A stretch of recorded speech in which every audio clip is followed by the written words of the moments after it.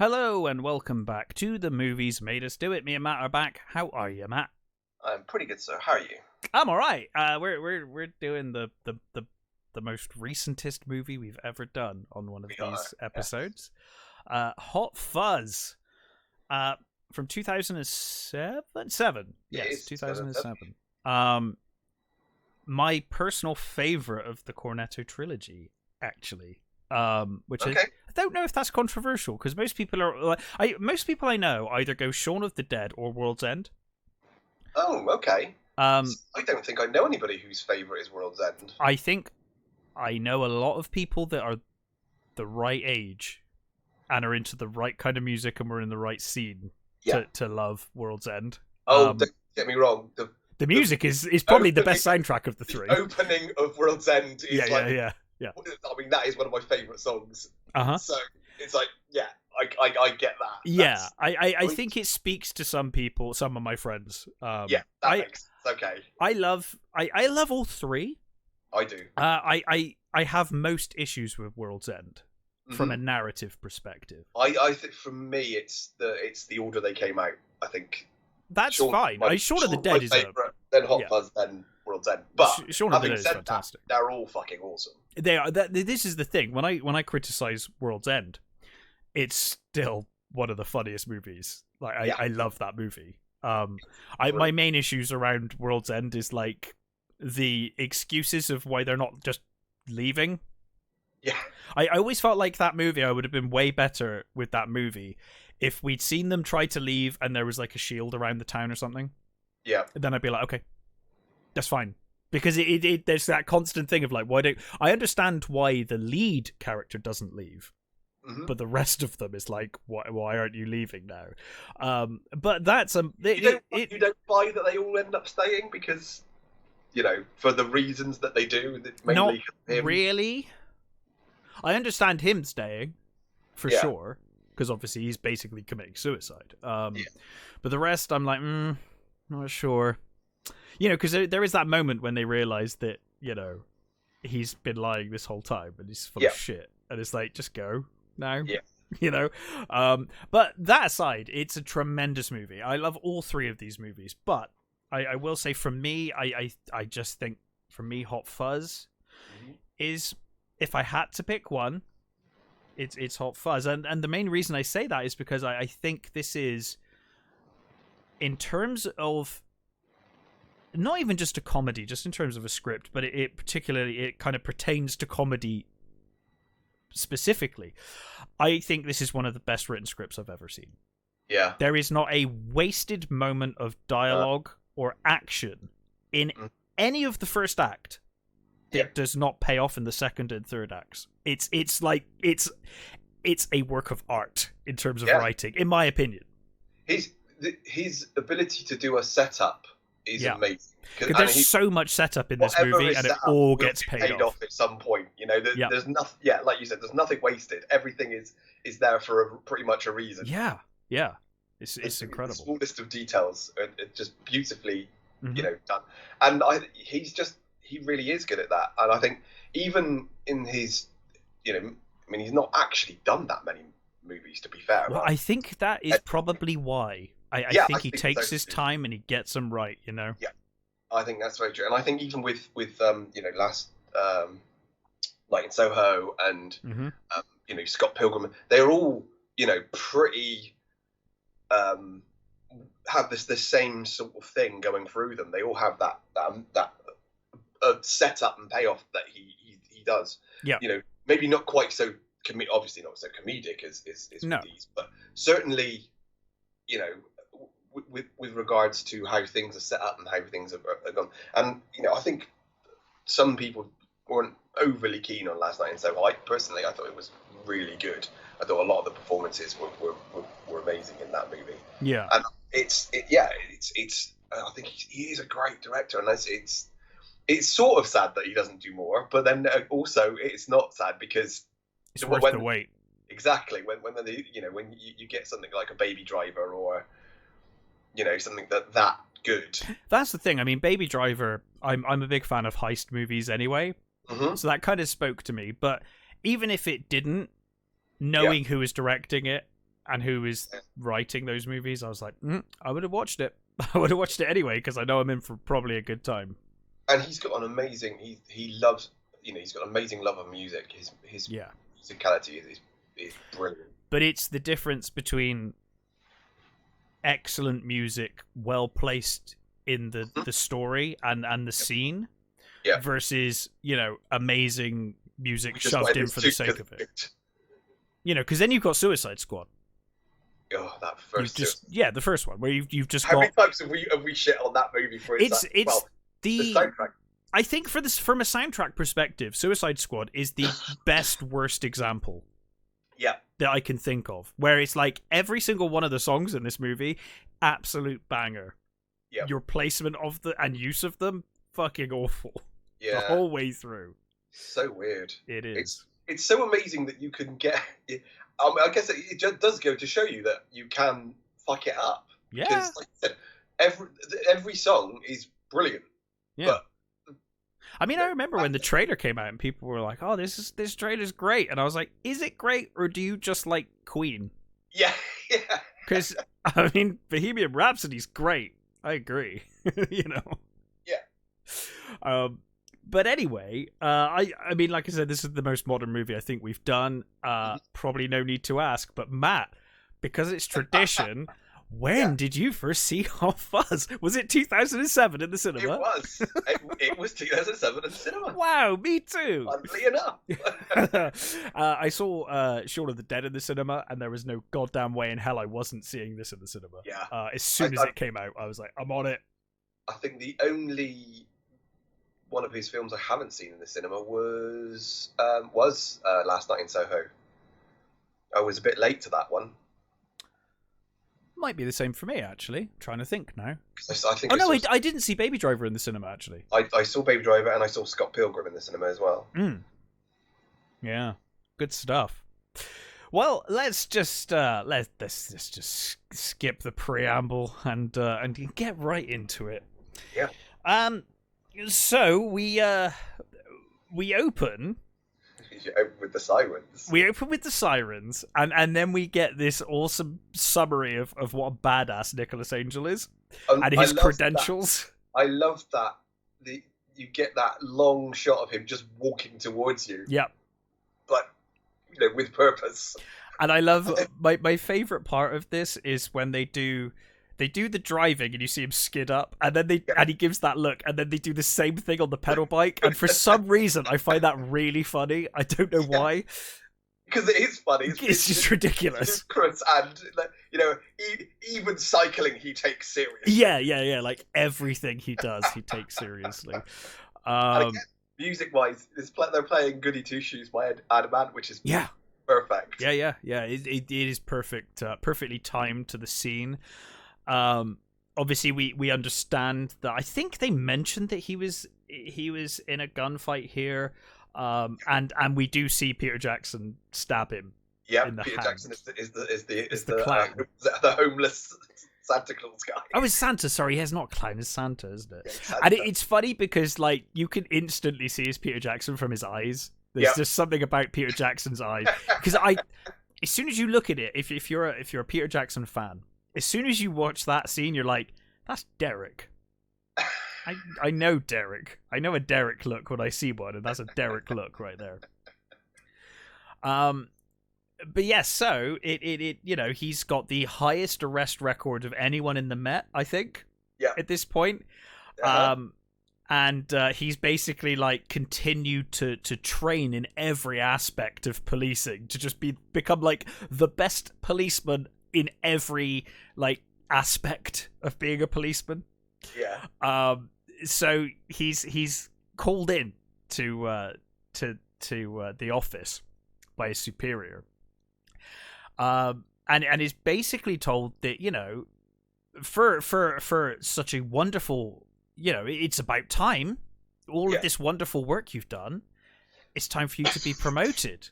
Yeah. And he's going to be made sergeant, I think. Yep. And of course we go through the cameos of people. Your arrest rate is 400% higher than everybody else's. Yeah. In London, which must be insane. Yeah. Yeah, and of course we go through the list of cameos as he goes up the chain of command, like arguing it, because they're basically like, oh, you know, we're promoting you to sergeant in Sanford, and he's like, what? It's like, in Sanford, and he's like, you always wanted to go out to the country. He's like, I never said that. He's like, yes, you did. You said I really want to live in the country, Margaret, or something like that. It's like his wife, like, where it's like had this private conversation. They obviously tapped his phone or something. Yeah, it's like, yeah, eventually when I retire. Yeah. So he obviously argues this, and it goes up the chain of command. Yeah, like you said, you get Martin Freeman, who moves on to blimey, now I've forgotten his name. Alan Partridge. Yes, that's my brain just keeps going. Alan Partridge. I know Partridge, it's like, yes, no, what's his bloody name, you moron? I don't know. Oh god, why can't I remember? I don't know. I'm blanking on it as well though. It's always bloody name.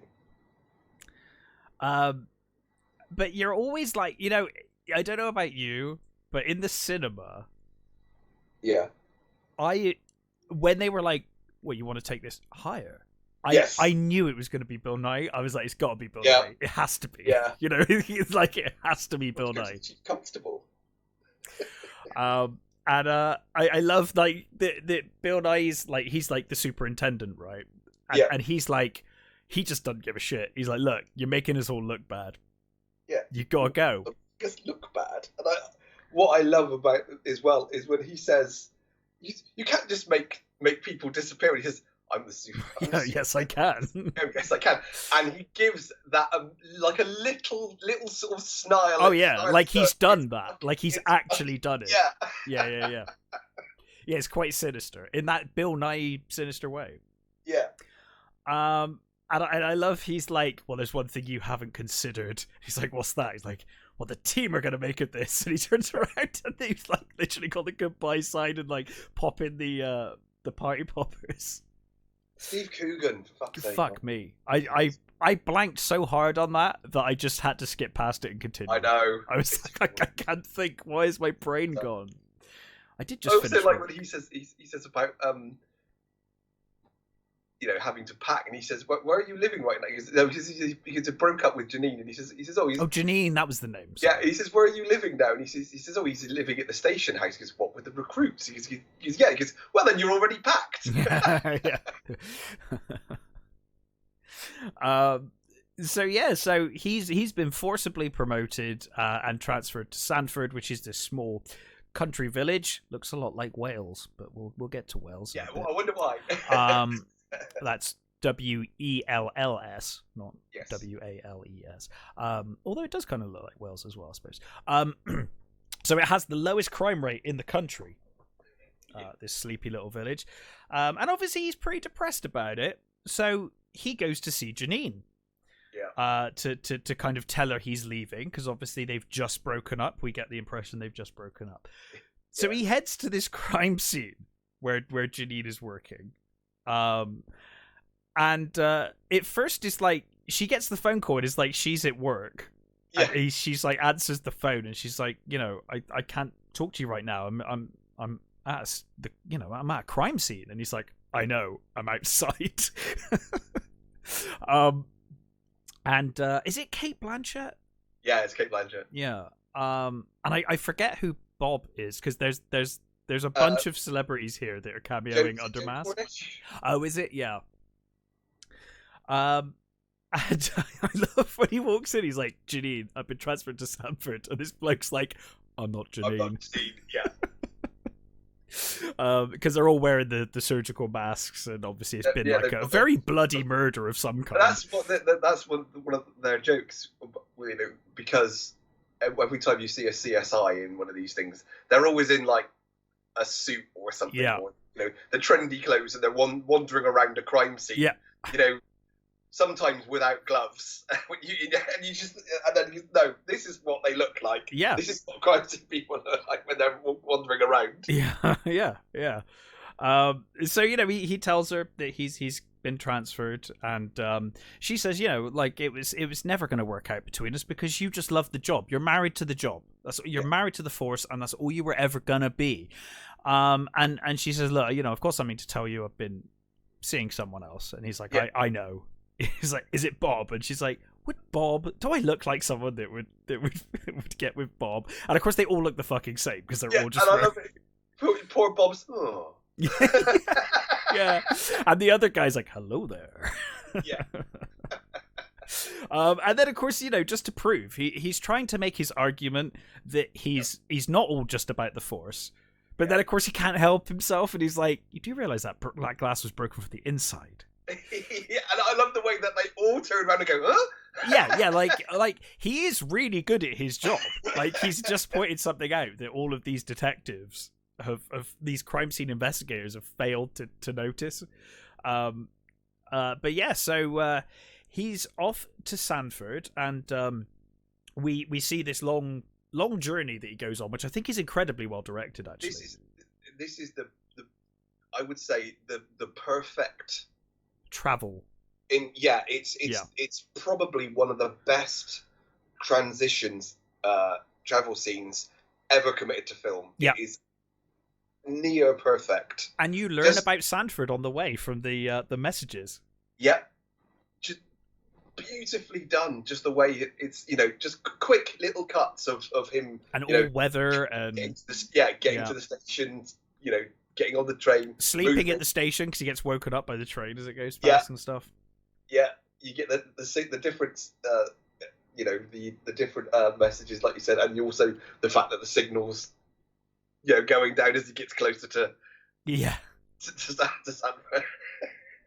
And I love that they're like, oh, you know, Frank leaves voicemails, and he's like, oh, you know, just let you know that your we've got a lovely your cottage is ready, and And then as he gets closer, it just gets shitter and shitter. Yeah. And they're like, it's not ready. Sorry. But of course, on this journey with him is the Peace Lily, which will become Japanese Peace Lily important as the film goes on. So he arrives and finds his way to the hotel. And I think this is the first bit where we get the crossword. Yeah. She just like immediately calls him a fascist, and he's like, "Excuse me." And of course she's talking about the crossword. The amazing Billy Whitelaw. Yes, I mean the cast of this movie is something else. So spot on, isn't it? Really, really good. So he checks himself in, and he's you said the fascist thing. You get the hag thing. Oh, the hag, yes. You know, he's gonna come back later. And we see him in bed nursing his injured hand. He's doing the hand exercises. You get the mentioning of his hand. How's the hand? Yeah, it's a constant thing, and you see him exercising his hand in bed. Clearly bored out of his face. He doesn't know what to do. First night in this new town. Also, the thing we also get with the landlady. He comes in. There's that thing where, you know, he says about arriving, and she says, "But you've always been here," and that's like the first sort of proper moment where you get that underlying weirdness. There's something weird going on here. Yeah. So he's restless, and he decides, you know, might as well go to the pub, see what the, you know, I think it's more about him understanding, because he's all about the work. Yeah. I think it's him kind of almost casing the joint. Yeah. He's like going out and he's kind of seeing the lay of the land and who are the problems, you know? So he heads in and he asks for a cranberry juice, and we learn that he doesn't drink. It's all really good setup and character building in these early scenes. We really get to know what Nicholas Angel, the person, is like. So he asks for a cranberry juice. He asks to borrow the newspaper because, again, he's looking through the newspaper, and I love, you get the he starts to notice that some of these people seem underage, and I love the shot where the light glimmers off of the kid's braces and blinds him. So of course he can't help himself, and you can see he tries. Yeah. There's that moment of recollection when he's like, I just shouldn't engage. Yeah. But he just can't help it. He looks at the sign. They got the sign up next to the kids, and he just can't ignore it. So of course he walks up and he starts showing the badge, and I love the kid. He's like, what's your date of birth? And he's like, I don't know, like the 23rd of June. He's like, what year? Like, every year. Yeah. And then you've got the kid who just panics and just makes a noise. Oh. The other one was because he says, I can't remember what year it is. Because you're 46. Yeah. So yeah. And then we get the barman comes up. He's like, is there a problem here? And he's like, well, it seems that many of your patrons are underage. And he's like, well, it doesn't do any harm, does it? If they're in here, they're not causing trouble out there. And he's like, well, the law is the law. And then he like empties the entire pub. Is this the first time we get the greater good as well? I think yes, it's for the greater good. Yeah. Yeah. And then after that, the entire pub is emptied, apart from Danny. And the barman, and the barman's they just look furious. They're just like, do you want another cranberry juice? Oh, thank you. It's like, you're definitely getting spit in that one if you ask for another one now. So of course we see Danny there, who's just in the background, but extremely drunk. He keeps asking for pints and just downing entire pints and then asking for another pint. Yeah. So I guess after his cranberry juice, Nicholas leaves the pub. And he sees Danny. He's trying to get in his car. He's trying to open the car, but he can't find the hole for his key. And Nicholas is like, "You're not going to drive that, are you?" And he's like, "No." Yeah. And then I think he gets distracted because he sees some graffiti, doesn't he, on the fountain? Graffiti, and he notices the plaque with all the names on. Yes. Yeah. And when, of course, he did see the hoodies as he walked in. The hoodies. Yeah, another sort of weird, sinister-y thing, like, they're all got their heads down with it, It's interesting because the next movie kind of deals with the hoodies a lot more. Yeah. When you got World's End. So he's distracted, and then suddenly, he almost gets run over by Danny. Danny backs the car into the fountain. So, of course, Nicholas springs into action and grabs him. And it's like, right, you're under arrest. I'm taking you to the station. It's like, where is it? So, of course, he takes him to the station.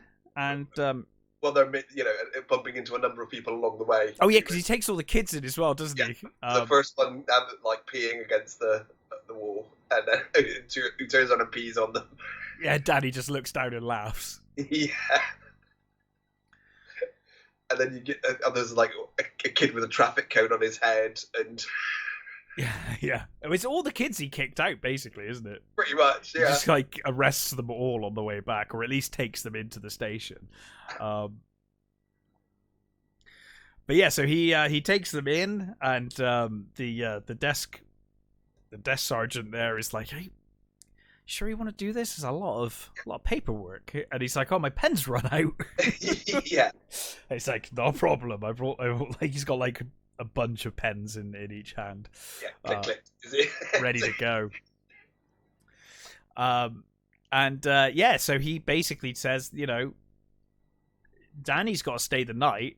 And of course, the desk sergeant's immediately like, "All right, Dan, you in for the night." Cell 6 is open or something.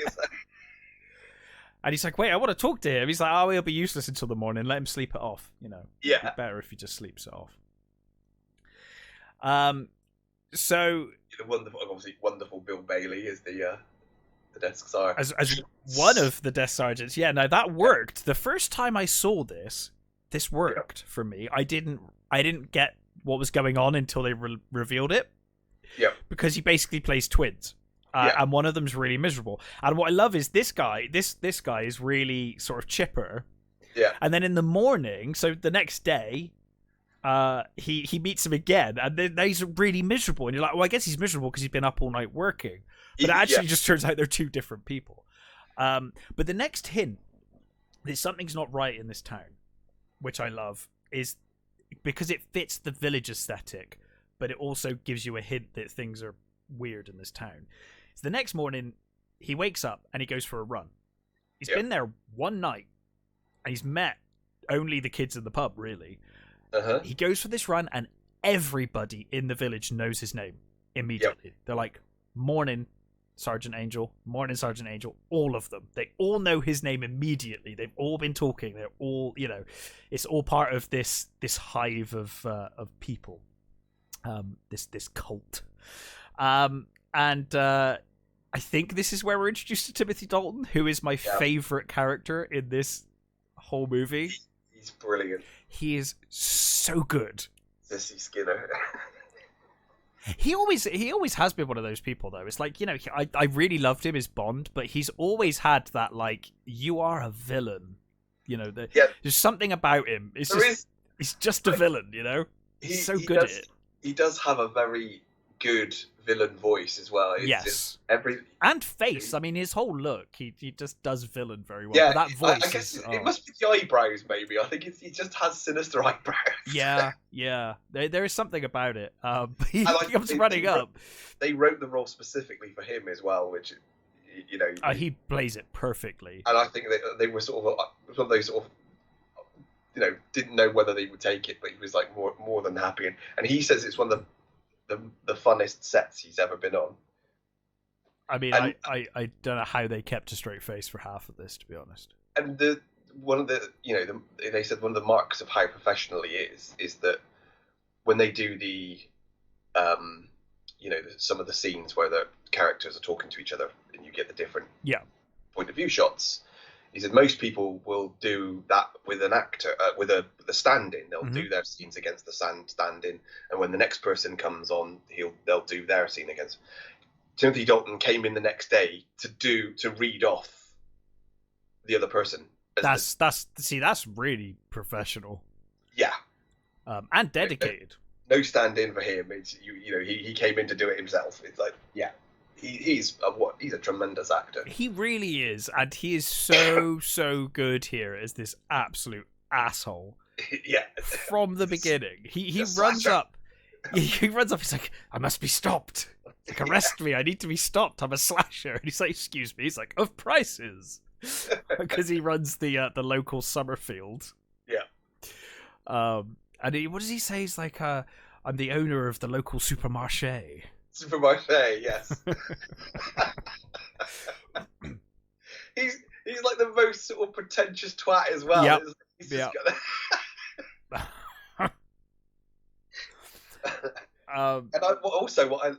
this scene is great as well, because not only, again, soundtrack, you've got Kink's Village Green Preservation Society playing while he's running around, but almost everybody who he meets along the way is in the exact position they are in later. Yes, it's like a patrol, and as we will see later, it literally is a patrol because they're all armed and they're all in key positions. So he ends up at the station to start his first official day of work, and of course he wants to check in on the prisoner. So he heads on in, and of course we meet the miserable twin on the way. Yeah, and nobody tells me nothing. The other thing I never noticed until I was looking at this, but apparently the first one is reading Ian Banks, and he's reading Ian M. Banks. Oh, I never noticed that. No, I didn't. That's notice cool. That. So one likes the sci-fi stuff, and the other one likes the more drama-y ones. So he asks for he goes in and he looks in and he's like, the prisoner's missing. Yeah, the inebriating cell 6 card or whatever it is. And you can hear in the background he's like, open cell 6 please, and he's like, oh Daddy, open cell 6. So of course Daddy's opening his own cell. Yeah. I don't know how he misses that he's opening the door for him. Yeah. And spot him there, but I guess he's too intent on the actual cell. Yeah, he's looking in the cell and whatever. And of course he's like, it's gone. And Daddy just leads in. He's like, oh, who? He's what are you doing wearing a police uniform? He goes, I am one. Yeah. And of course we meet Frank finally, who we heard the voice of on the phone on the way down. He's been leaving messages and whatnot. He's the chief of police of Sanford, and also is Danny's father. Yeah. So obviously, immediately Nicholas is like, "Oh, this is why he's been let off." Yeah. Because he's basically the kid of the chief of police. And he says, look, your son's committed a pretty serious crime. I mean, to be fair, he did nearly kill him. He nearly ran him over, or at least seriously injured him. And he says, because he's had to, didn't he? I can't remember what he had to do. He's like they're all eating ice cream already, aren't they? And he's like, it's cake. It's cake. That's right. He's eating cake, and he's like, well, the cake's on the forest gatto's on Danny for misbehaving. He's like, well, I think it's a bit more serious than that. And he's like, oh yeah, no, this is for a different offense. Like, for this is going to need something a bit more serious. He's like, do you like ice cream? Yeah. Do you like Chunky Monkey? And so he's shown around the station. He meets the various like constables and the police officers. And I love the Andes. Yeah, they're so good. They are basically like the stereotypical inspectors, in the way they dress and look. They've even got the old mustache and stuff. This is like part of the whole, the old aesthetic of this movie. Yeah, is that they basically wanted to do an American action movie. In like set in Britain because it's so ridiculous. Yes, I mean it's ridiculous enough in America, but here it's even more. It's ridiculous in America, but I guess we're accustomed to seeing it on film. Yeah. Whereas there's something even more ridiculous when you put it in this setting. Yep. And they basically he basically went through every possible cliche they could possibly find. Yeah. Just to put in this movie. Yeah. I think they went through. I think was it Roger Ebert's like reviews of. Oh, that's fantastic! And they just picked up every criticism and put it in the movie. Yeah. That's awesome. What I love here, though, is they like, I can't remember what Danny says, but they throw a fucking bin at him. Yeah, it's to do with the Andes. And he says, you know why they call them the Andes? Because they're both called Andrew. It's like, well done. He's like so shocked that he got that. Yeah. And he's also it's like it's an uphill struggle talking to him. And they throw a fucking bin at him. And it's such a satisfying thunk as well. Oh, it's fantastic. It's such a great shot because they're indoors. Like, they're in a different room, aren't they? The bin just comes flying out the door. Yeah. And what I love is that when they come in, they're sat there and one of the Andes has got like a fork full of cake halfway to his mouth. Yeah. And they're just staring at him with utter contempt. Yeah, they fucking hate him. The moment they meet him, they just absolutely despise him. And I like you got the evidence room with the code 999's just nothing. Yeah. Completely empty because the riot room where it's got like all their riot gear was just like covered in cobwebs and spiders. Yeah. And of course they visit the Neighborhood Watch Alliance. Yep. Who we meet the leader of the Neighborhood Watch Alliance. Yeah. And he's very quick to point out, I think, the living statue. Is that who? Statue, yeah. No, and the hood, and then of course Nicholas points out the hoodies. He says, "Oh, they need to be stopped. They need to be stopped, Frank. Can't have that." And they shows him all the shots of him going around the village that night.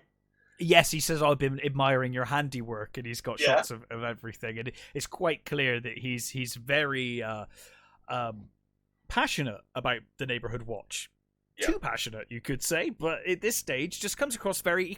The thing is, they cast an actor who I forget the character's name in this, but he seems so likable and lovable.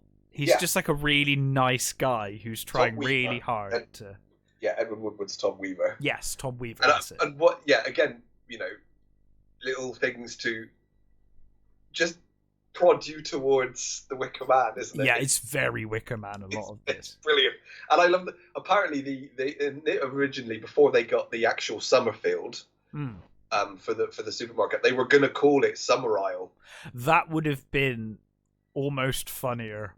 Yeah, I think. Although there is something hilarious about it actually being a Summerfield. Yeah. Like, it's so ridiculous. And fair play to Summerfield for allowing that. Well, I don't think it exists anymore, does it? I think it exists in some form, though. Someone must own the name. Yeah, probably. I would have thought. But yeah, in any case, so he meets the whole groups. He meets the guy whose name I can't think of, and Saxon the dog. I know Saxon the dog's name, but not him. PC Walker. PC Walker, that's right. Yeah.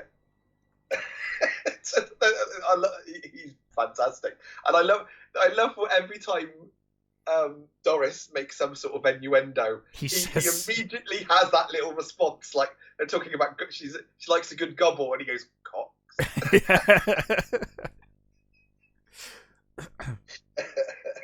She's like, yeah, Doris is like, hey, if you want me to show you around, I'll show you around. I've been around the station a few times. Yes, yeah. And apparently she's called Doris because, and this is apparently a police thing, that years ago, basically, sexist coppers used to call any female policeman Doris. Oh, really? I didn't know that. Yeah, it was just their word, you know. Yeah. She's a Doris, right? Basically, and so that's why they called her Doris. Oh, and the other thing that we should mention as well is that everybody in the village has their names are old professions. So there's Thatcher and Cartwright and Wainwright and Thacker and you know, they've all got those the sort of old professional names, which I think is really cool as well. Yeah. So so Frank's like, you know, well, as it's your first day and it's like midday, or like it's like 10 a.m. isn't it? So he's like, call it lunch. Yeah. That'll be lunch. Yeah. So of course he has to go along with it, but you can tell that Nicholas just wants to get on with work. He doesn't want to deal with this shit. But obviously, you know, Frank's in charge, and he does respect authority, so he's gonna do what is you know. That's one of the constant things in his life, isn't it? Is that he keeps getting thwarted. He keeps getting thwarted by Frank. He does. Yeah, like the bit when he rips up the tickets, and then Frank comes round. He's like, "Can you represent us?" Like, oh, yeah. Fuck's sake. So they head to the pub, and they sort of trying to mingle and get to know each other. I love the bit when he says to when Andy takes a drink of the pint, and he's like, "You've got a mustache." He's like, "I know." I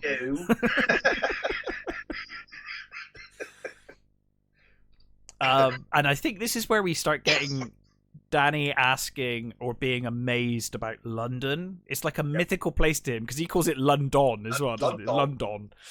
They all do, even like later on when there's a phone call from you from London. Yeah. But he's like, obviously, as we will very shortly learn, he is a huge American action cop guy, right? Any cop movie, any NAF cop movie in America, he's all about. So he's filled with these questions. And he just constantly asks Nick all these questions, and he's like, to his chagrin, he's like, "Oh, just." Yeah. Have you ever fired two guns while jumping horizontally? No. And everything he lists. Have you ever been in a police chase where you fired out of the window? Yeah, no. And the best thing is, everything he lists, they do. Yeah. At the end of the movie, they do all of them. By the end of the movie, they've checked off every single one of Danny's wish list of action movie things, like tropes. And we see him do the school seminar. He's talking to the school, and Danny's in the audience. He's like, "Is it true that there's a place in someone's head? If you shoot it will explode." So good. And then of course we realize Danny is absolutely shocked that Nicholas has never watched Point Break or Bad Boys 2. Specifically 2. And I can see why I know why they picked Bad Boys 2, because that is the most ridiculous. Like, Bad Boys 2 is so ridiculous. Also, what's funny about that is apparently Edgar Wright gave Nick Frost like 20 action movies for him to watch. He said, "Here's a list of the movies that you need to watch." And he went away, and the only one he watched was Bad Boys 2. Really? Nice. Yeah. That was the only one he watched. He didn't watch any of the others. So yeah, we see that, you know, life in Sanford is dull as fuck for Nicholas, who is used to dealing with, you know, violence and murder and quote unquote serious crime. Nicholas is you know, chasing swans and by Stephen Merchant, he's like P.E. Staker, piss taker. Yeah. And I love when he's trying to get the description. Can you describe it? It's a swan. It's like long, slender neck. Yeah. The most exciting thing that he does is when he visits the local farmer. Oh man, I love it when they're driving along and he says to him, "What do we need the dog for? Because we don't need the dog." Yes, it's not the dog. We need a translator. Yeah, they turn up and they're trying to. Isn't it like a hedgerow dispute or something? It's like property dispute. It's a hedgerow dispute. Somebody's been knocking down hedgerows. He goes, that's all. So yeah, like you said, they've got him there to translate because he's so sort of, his West Country accent is so strong that it's incomprehensible. So you've got the farmer who speaks to what's his name? It's David Bradley, isn't it? It's David Bradley is the farmer, and then he speaks to the dog handler, Walker, and then Nick Danny can't understand him either. So Danny him. Danny can understand him, but can't understand the farmer. So they go round like three people to get to him. Suppose. I suppose. Yes, I suppose. Yes, I suppose. What I like again is it shows that by the end he understands him. Yeah. So by the end he has become one of them. He's become integrated into the society in a way, you know. Like at the start he doesn't understand, he needs translation, but by the end he understands. He's been around them enough now that he understands what they're saying. But just as they're leaving, he kind of turns and he's like, "You have got a license for that gun?" Yeah. And he's like, "I have for this one." And for this one. And he's like, Daddy's like, "I have for this one." He's like, Yeah. What do you mean this one? And so he's got the most ridiculous arsenal, including a sea mine. Yeah. And I'm like, "Where did you get all these?" And he's like, "Found them." Found them, yeah. And I love Danny's, "By the power of Grayskull." Yeah, which we'll revisit when he sees when Nick sees his DVD collection later. Yeah. Yeah, so oh, and I forgot, we do get the speeding scene as well. I don't think. Yeah. No, the scene when they're recording the speed of the cars, and he's like talking about how it's not all about car chases, and then the car speeds past. He's like, Yes. light up. He's like chases after him. He's like, "That was amazing." Yeah. Did you see what I did there? Because you mind tricked. And he talks about you mind tricked him, yeah.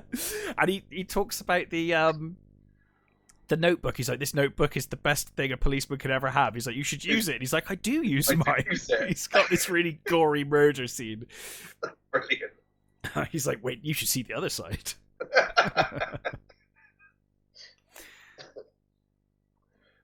We also forgot about the first his introduction to the neighborhood watch, that where they get they sat around that big table and he gets introduced. Oh, when he meets the group of them, yeah. Sorry, yeah.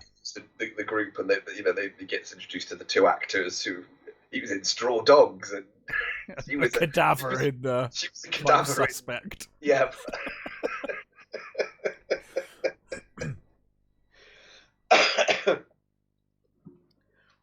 Yeah, and I think in that scene as well, we get the kind of the contempt of the newspaper writer, and a few other things come out from that group talk. You get the sort of the setup for basically their hatred of some of the people. So you've got the first thing about the acting, and then you've got the importance of the voting that's coming up, because they're in this kind of, I guess Sanford's like the best village competition.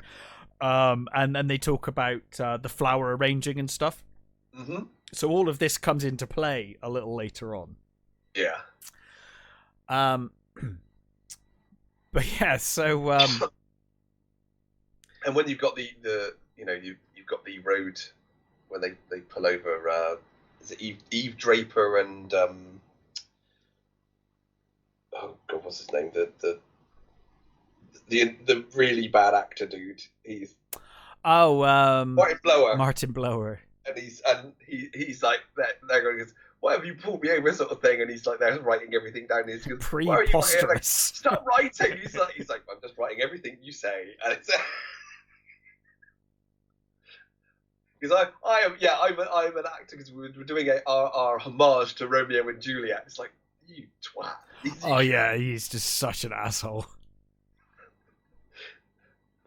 Yeah, and of course he heads back. Well, of course they took the evidence in, the guns and stuff, I should say. They put those into evidence. But yeah, of course he gives them the tickets for their play for Romeo and Juliet. Yeah. And they get back to the station and he's like, oh well, we can't take he gets back, when they get back to bring the weapons back, that's right. Yeah. It's the desk sergeant. It's like, oh, by the way, Draper gave you these tickets as an apology. Yeah. And Danny's like excited. He's like, "Oh, it might be good. It might be fun." Yeah. And Nicholas is like, "Well, we can't take gifts from people we've officially rebuked." So he like rips it in half. And Danny looks disappointed, and then immediately Frank comes around the corner and he's like, "Would you mind representing us at the Amdrams this evening?" Like, oh, fuck. And Danny looks so happy. Like I think he claps as well. He literally goes, "Yay!" What I love about the whole thing for Danny is he's basically a monkey throughout the whole. Yeah, he's got that whole sort of weird chimp thing going on, which is almost like an overhang from his Clyde thing in the first movie.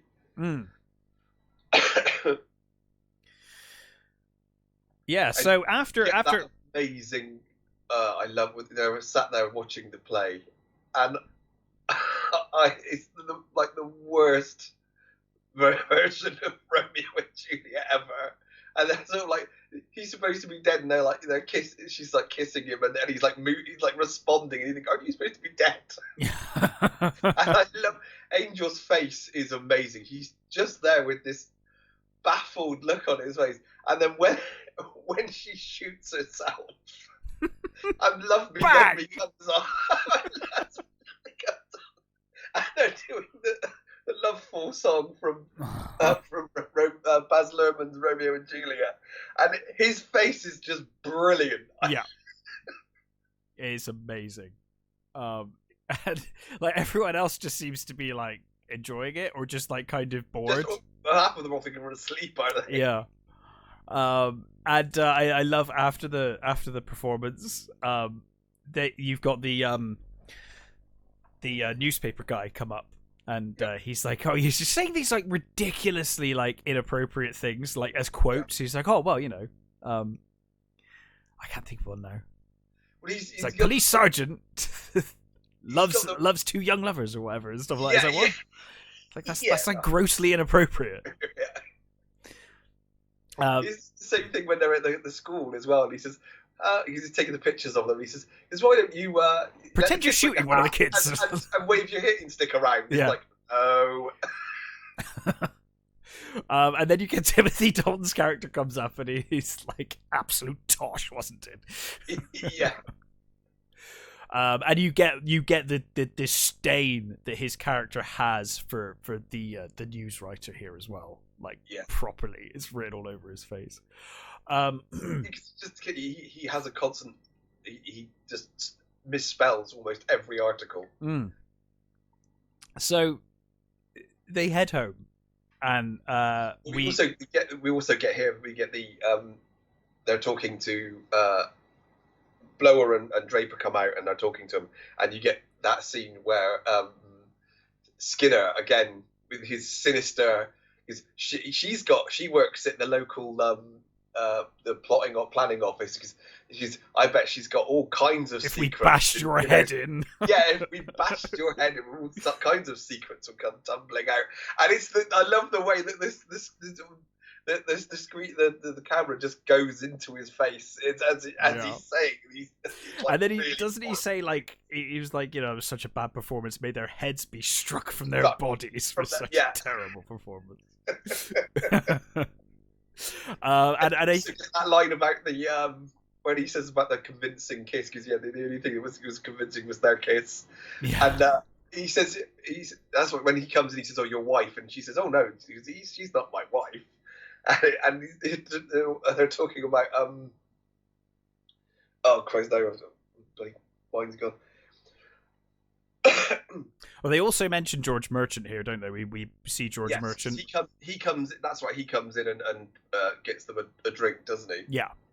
And again, we see Skinner's disdain for George Merchant as well. And that was the one I was going to say when they're talking about Eve Draper. No, they're talking about Eve Draper, and Danny says about oh God, he's always had a thing for her, and you get that line about I think she's got a thing for the older gentleman. Because now you can come to mention it as well. something about fingering her down the duck pond. And he spits his cranberry juice. Brilliant spit take, isn't it? So they leave, and we get a brief scene of the two actors. Well, when they're leaving as well, actually. One of the hooded people is waiting at the end of the street, isn't it? Yeah, and it's again you get Angel say something, and immediately you get that he walks off, and then you see he says hopefully we won't be hearing from them again, sort of thing, as he walks off, and you see the figure stood with the axe. And then we cut to is it Eve Draper? She comes into the dressing room, or maybe I'm assuming it's the dressing room, because you get the impression he's obviously having an affair or something. Yeah, there's something secretive going on between them. She comes in and they're kind of getting loved up, and then there's a knock at the door, and of course it's the hooded killer, the first of the kills, as he kind of runs in with a knife and starts stabbing him in front of her. No, it's an axe. Is it an axe? I thought it was a knife. He cuts their heads off with an axe, doesn't he? I know he does eventually. I thought he attacked them with a knife at first, but either way. So the next morning, Nicholas wakes up to a phone call. I'm assuming from Danny, because he's like, "What do you mean decaffeinated?" Decaffeinated. And of course, there's been a quote-unquote terrible accident. Yeah. A road accident. The thespian and his young girl are dead, decapitated in an apparent road accident. It looks like they've been speeding, and I love that. I forget the name of that cop who's like really simple and just basically asks for Nick's help the whole way through the movie. Isn't he a sergeant as well? He's a sergeant. Yeah, they're both the same rank, and he's like, "Oh, help me! What do you think we should do?" And of course, Nick's immediately into action. He's like, "We need to screen this from the public. One lane of traffic. Open up to one lane of traffic." And what he said. Yeah. Fisher, Sergeant Fisher. Ah, that's right. Yeah, he's fantastic. And then, of course, as they're investigating, we get Skinner pull up with Romeo and Juliet, fucking Dire Straits playing in the car. And he does that quote, doesn't he? Never was there a scene of more than Romeo and his Juliet and his Romeo.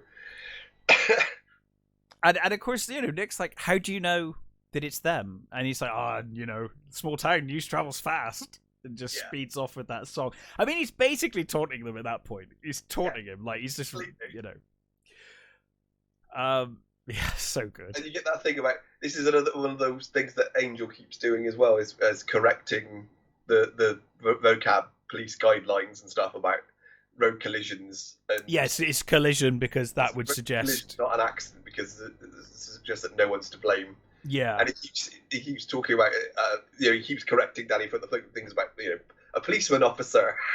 What made you want to be a policeman? Because a policeman is a police officer. Policeman officer. Yeah, and I love later on. They're trying to talk about it. and they're all satisfied with the explanation. It was a car accident. It's just an accident. And Nicholas is trying to explain, and he's like, there were no. He's like, skid marks. There were no skid marks. And one of the Andys laughs every time he says skid marks. But they're having none of it. They just think it was an accident. And I think we've got our scenes mixed up here, because I think it's now that they do the haul with the guns. Because after the gun haul, they go out for the drinks, which is when George Merchant dies. Yeah. So I think it was the other way around. But they go out and do the guns bit, and they bring all the guns back from the farmhouse, lock them in the super secure storage, like you said, 999 to open the. Which, to be fair, is so obvious. I can't imagine that you would guess it, because you'd be like, "Try it." It's just too obvious, Like 1, 2, 3, 4. Yeah. And Nicholas is like, says to Danny, he's like, that was quite an impressive haul today, And Danny's like, do you want to celebrate? And he's like, well, what do you have in mind? He's like, yeah, pub. Pub. That's another one of those ones that I still use. Well, that started in Shaun of the Dead, right? The pub thing. Sorry? The pub thing started with Shaun of the Dead, didn't it? There's a few lines in this that are from Shaun of the Dead that they carry over and give different context probably. To. But again, here, Danny suggests pub here, and then later on, when the action's kicking off, they're like, where should we go? He's like, pub. So it all comes back around in a lovely, lovely way. It's all nice and symmetrical. Yeah. So they head off, have a few drinks, and they have a bit of a heart-to-heart where, Nicholas is accepting of the fact that, he lost Janine because he is too obsessed with the job, and, it makes him a great police officer, but it doesn't leave a lot of time for anything else. Yeah. And he talks about how his isn't it like his crack dealing uncle was a policeman, and he bought him this little police bike, and he went around arresting the kids from the neighborhood. He's like, I was beat up a lot as a kid. He says to it, what is like, I idolized him. All my life I wanted to be a policeman, except for, was it 1970 something, where I wanted to be Kermit the Frog. So he used to go around arresting all the kids in the neighborhood and getting beat up. And then he found out that his uncle or whatever it was like a drug dealer or something. He was dealing drugs to kids. Never touched it again, but he never lost that sense of duty that he had, when he was arresting kids and getting beaten up. So he's always wanted to be a police officer. And of course, Daddy's like, I think you make a great policeman officer. Yeah. And I like, you get the Danny's family story as well, about his mum was she died in a collision. Yes, and he says, have you never wanted to be anything else? And he's like, Danny just did what his family did. Like, it's like, oh, my dad was a police officer, so I'm a police officer. Yeah. And then he shows him the trick with the tomato ketchup and the fork. Which is an awesome trick, but fuck me, that seems so dangerous. Yeah, let's not do that one. It did make me laugh when I saw that in the cinema, though. I was the first time. And again, another thing that's set up for later. Yep, absolutely. So while they're at the pub, they see George Merchant, who is absolutely hammered. Yeah. Doesn't he try to piss on a jukebox? Well, yeah, he I can't remember what it was that distracts him, but he's gone to the bar and he's coming back with the pints, and something distracts him, and then Frank comes up and says, I think someone needs to go home, and he's like, honestly, sir, I'm not that drunk. He says, no, not you, him. And he turns around and there he is pissing on the jukebox. Yeah, and again, that's Frank trying to keep him from noticing things as well. Yeah. Where he's like, oh, distraction. Look at drunk George over there. So they take him back home. They give him a lift back home, because obviously Nicholas isn't drinking, so they take him home. And they comment on how gaudy and awful this estate is that he's got. And he's, even Nicholas is it's hardly in keeping with the rustic aesthetic of the village. And he's like, how much do I owe you? And Danny's 20 quid. 20 quid. And he takes out the 20 quid, gives it to him, and then he gives it, here's your change, and gives it back. Ah, bless you. And then he just falls through the fucking door. Yeah. Yeah, and then of course we and again you get that thing where Angel says something. What is it he says? I wouldn't want to be him in the morning or wouldn't something. want to be like him in the that. morning. I think that is it. Yeah. And he looks off, and then again you see the hooded figure stood next to sort of behind them, as it were. Yeah. And we see that they put some eggs and bacon on the stove, and then the whole place blows up, lets the gas off, and blows the entire estate up, which also comes into effect later on. It's not just about murdering George Merchant, it's about removing the eyesore as well. Yeah. And this kind of accomplishes both. So the next morning, there's been another accident. George Merchant is dead, and bacon and beans found at the scene. This one's one of the more like, hey, it's like, this is one of the more believable murders.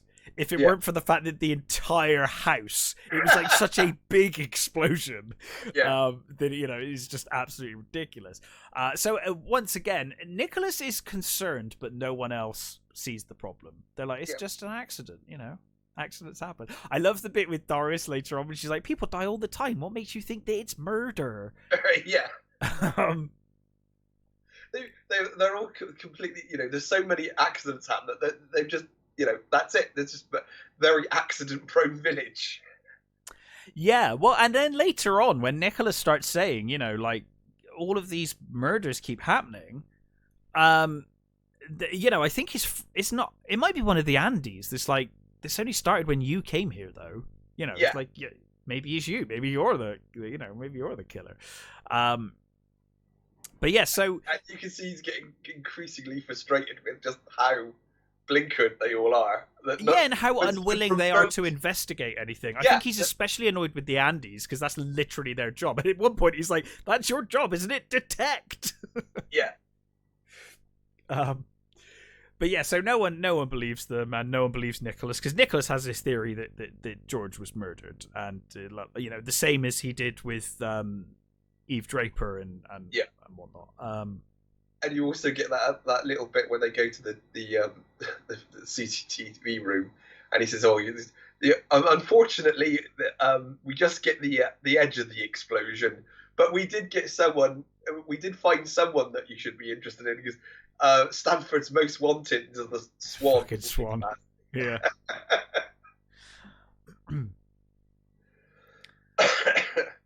So I think we also forgot to say that the neighborhood watch is called the NWA. Yeah. Which is obviously hilarious because obviously NWA's most famous song. Yes. Which makes perfect sense for this movie. It does. It does make perfect sense for this movie. And it also works because you feel like everyone in that neighborhood alliance would have no idea who the MWA are anyway. No. So like it's like it works on both levels, that they're that ignorant they would never think or know what it was, and also it works from the song. So I think it's the next Saturday where we get the town fair. Yeah. And Nicholas has to work security, which obviously he's happy to do. I think he tries to say no to going because I think Danny invites him to the fair. He's like, "Oh, it's gonna be a fair. It's gonna be really fun." He's like, "No, I'm not going. I'm gonna water my peace lily and not be, not do it." And then of course Frank's like, "Oh, we need someone to place, be security. To represent us now." It's like, so you have to say you've got to go. Basically. You've got to go whether you like it or not. Yeah. And while he's there, Danny, badgers Nicholas into doing the shooting game. Yep. And Nicholas is like, "I swore I wouldn't pick up another gun, when earlier in the pub we get the talk of the guy with the Kalashnikov that he had to put down, and one of the Andes says about it, and of course, Danny is like infatuated with this horrific idea that he had to shoot someone. To Danny, it's really cool.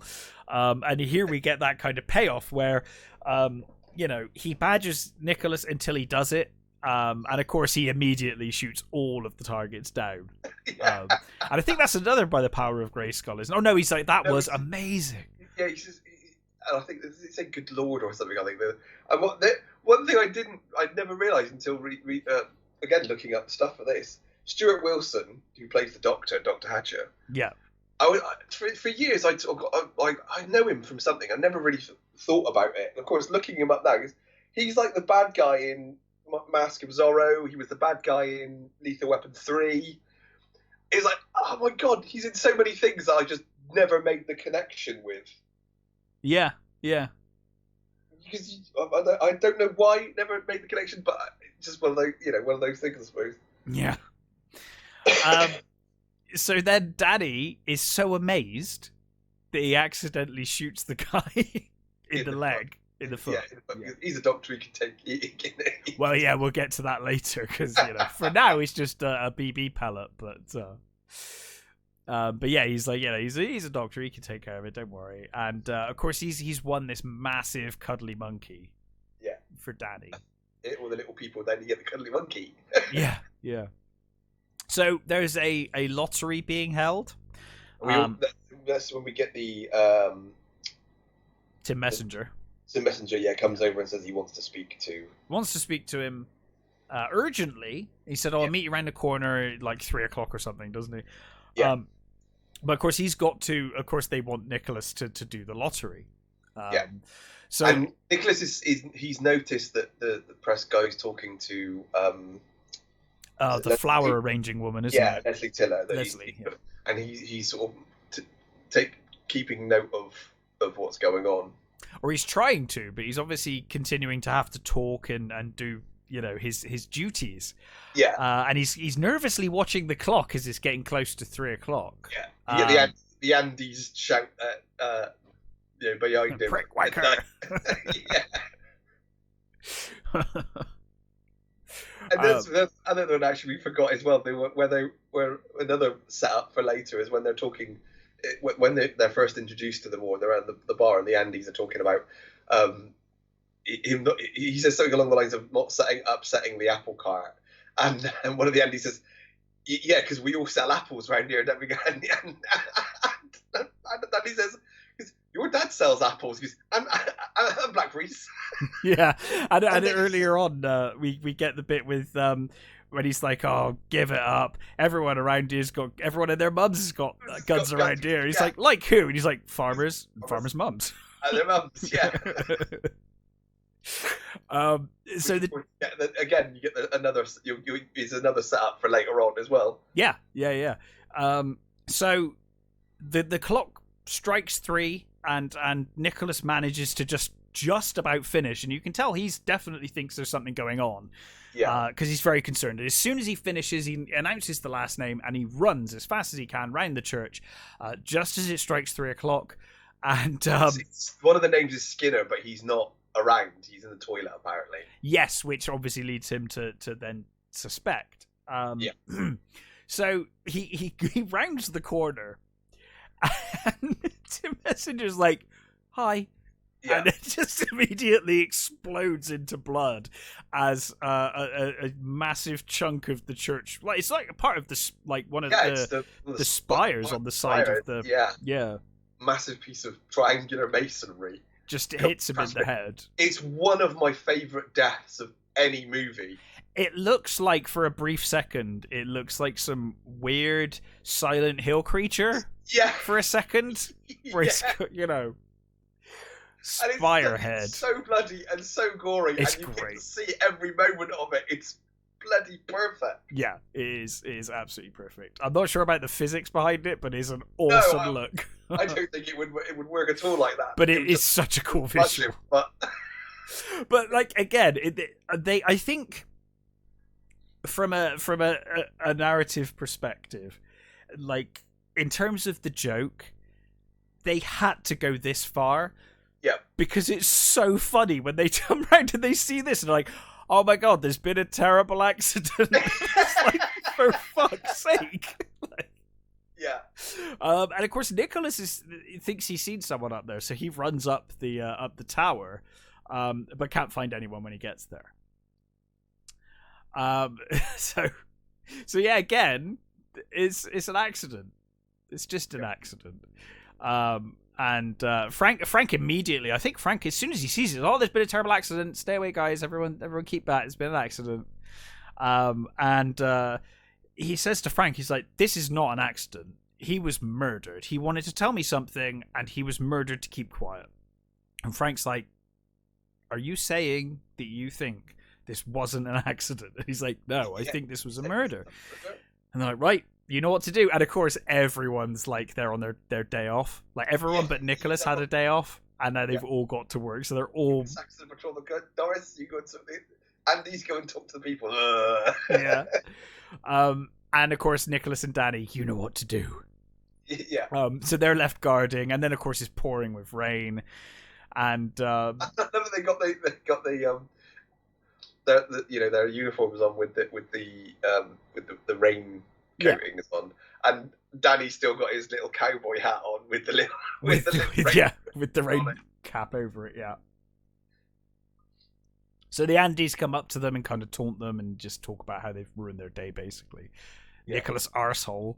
I was really pissed off to look at my watch and find that I was still working. And I wasn't at the pub. Yeah. And he's like, what do they say? It's like, I'll leave you and your monkey, your big monkey to it. Yeah. Daddy's like, what are you talking about, me or him? He like holds up the stuffed animal. He's over here with the stuffed animal, yeah. So the next day, Nicholas we also get the him, him saying, Danny saying about, oh no, it probably is just a, He's like, oh, let's go home. There's nothing going on here. And he goes off on him and says, no, it's not, because there's more going on than this. It's a murder. And he basically sort of insults him, really. And he says, oh, you don't know when to switch off. And he runs off. Runs away. His run is so funny. Yeah. Weird little monkey run that he does. Just after being called a monkey. Yeah. Yeah. So the next day, Nicholas is snapped. He's had enough. And he flies off the handle, having a go at all of the police present in the station. And Frank calls him in. And he's like, look, I've seen this before. You're a big city cop. Yeah. This is exactly what happened to... I forget the name of the guy with the big bushy beard. Popwell or Sergeant Popwell, I think. Yeah, something like that. He's like, I saw the same thing happen to him. You've come from a place where there's all this crime, and now you've come to this sleepy town, and you're just seeing crime everywhere, and there is no crime. She says something along those lines. They're not used to you bandying around the concepts that you keep saying. It's like, wow, okay. It's not like he's really introducing anything outrageous. No. So Nicholas continues to put the pieces together of the crime, only to discover that it's Danny's birthday. I think one of Doris mentions it. Get that really cool scene of them walking along, and he says that about he calls Danny partner and says we're going to do this together sort of thing, and they're going over all the stuff, and I love the little interactions they have as they're walking along, and he's saying about the connections between Eve Draper and all this, and he says it's about Eve Draper's duck pond and all that sort of stuff. Those little back and forths. And then eventually they're at the cover, and it looks like Danny's going to be convinced, and then it eventually just goes, but I'm sure they're all just accidents, and the frustration on his face is just like, oh god, I'm never going to get through to this guy, am I? It's like... No. We did miss we missed a scene earlier when they were in the police car talking about where there's always something going on, and that guy's got the really long coat. Got a long coat on. We get the chase with the shoplifter as well from earlier. That again, the fence thing, which is a great callback. Yeah, such a great continual joke in those movies. And the Crocodile Dundee bit with the tin. Yeah. And I love when they do that scene with he jumps across the things and Danny just goes through the fence. Yeah. The way Nick Frost hits the deck. Oh, it's amazing. So brilliant. I love the way he hits the deck and his legs literally hits off the... Yeah. And Edgar Wright said to as soon as you get up, look back. Make sure you look back. And he says, why the fuck would I look back?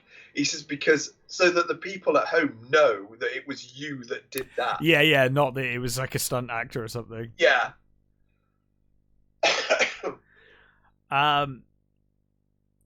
So realizing that it's Danny's birthday, Nicholas decides he's going to go to the flower shop to get a peace lily. Because, of course, the whole way through the movie, Nicholas is talking about this peace lily.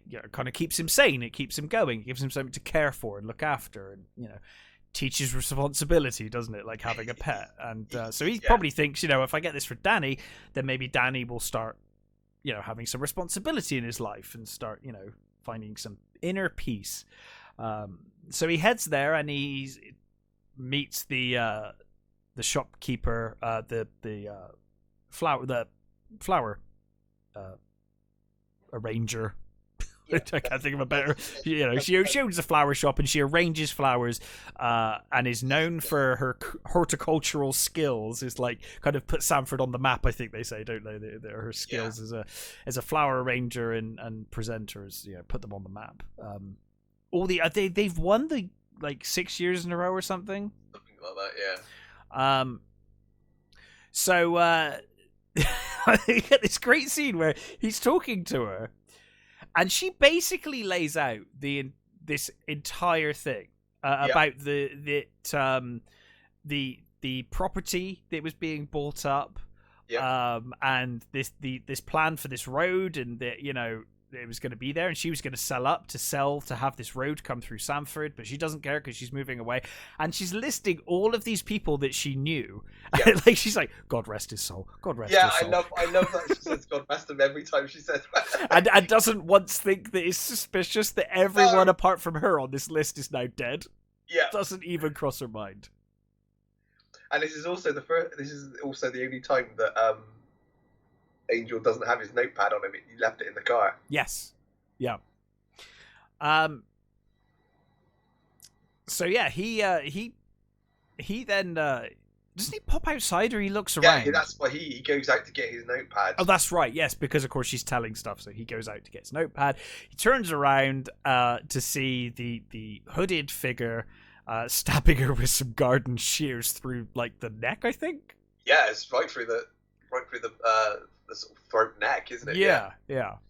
And Nicholas obviously is like, stop in the name of the law, and he does that awesome spin with the truncheon, throws it through the window, dives through the window, chases after the cloaked figure, and he can't get him, but he realizes that he clearly wounds the hooded man clearly wounds himself on the way out. Yeah, he cut himself on part of the glass, doesn't he, as they were running. Yeah.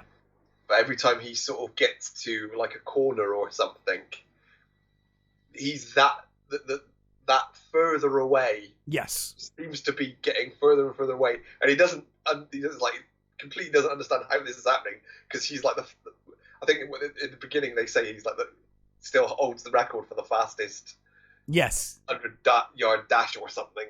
Yeah, and again, this could lead into that.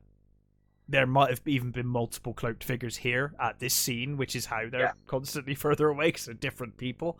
But he is convinced now, and I do not blame him one bit, because Skinner has been such an evil prick this whole way through the movie. He's convinced that Skinner is the person responsible. I mean, logically, everything has. And that's the great thing, right? Pointed towards Skinner. That's the great thing. It does. All of the evidence points towards Skinner.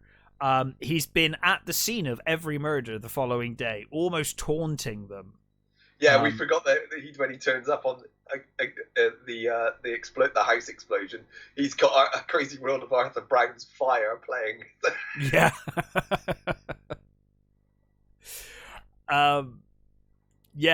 So he takes all of the police force down to the Summerfield, and he's just like, right, we're putting you under arrest. And he's like, well, you can't arrest me without any evidence.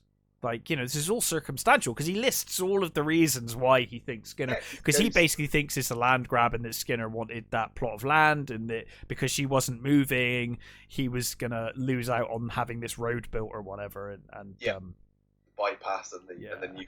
And of course, he's like, well, he's like, well, what about the injury you sustained to your leg this very morning? Yes, very even. Yeah. And he's got the fucking sock garters. Yeah, fantastic.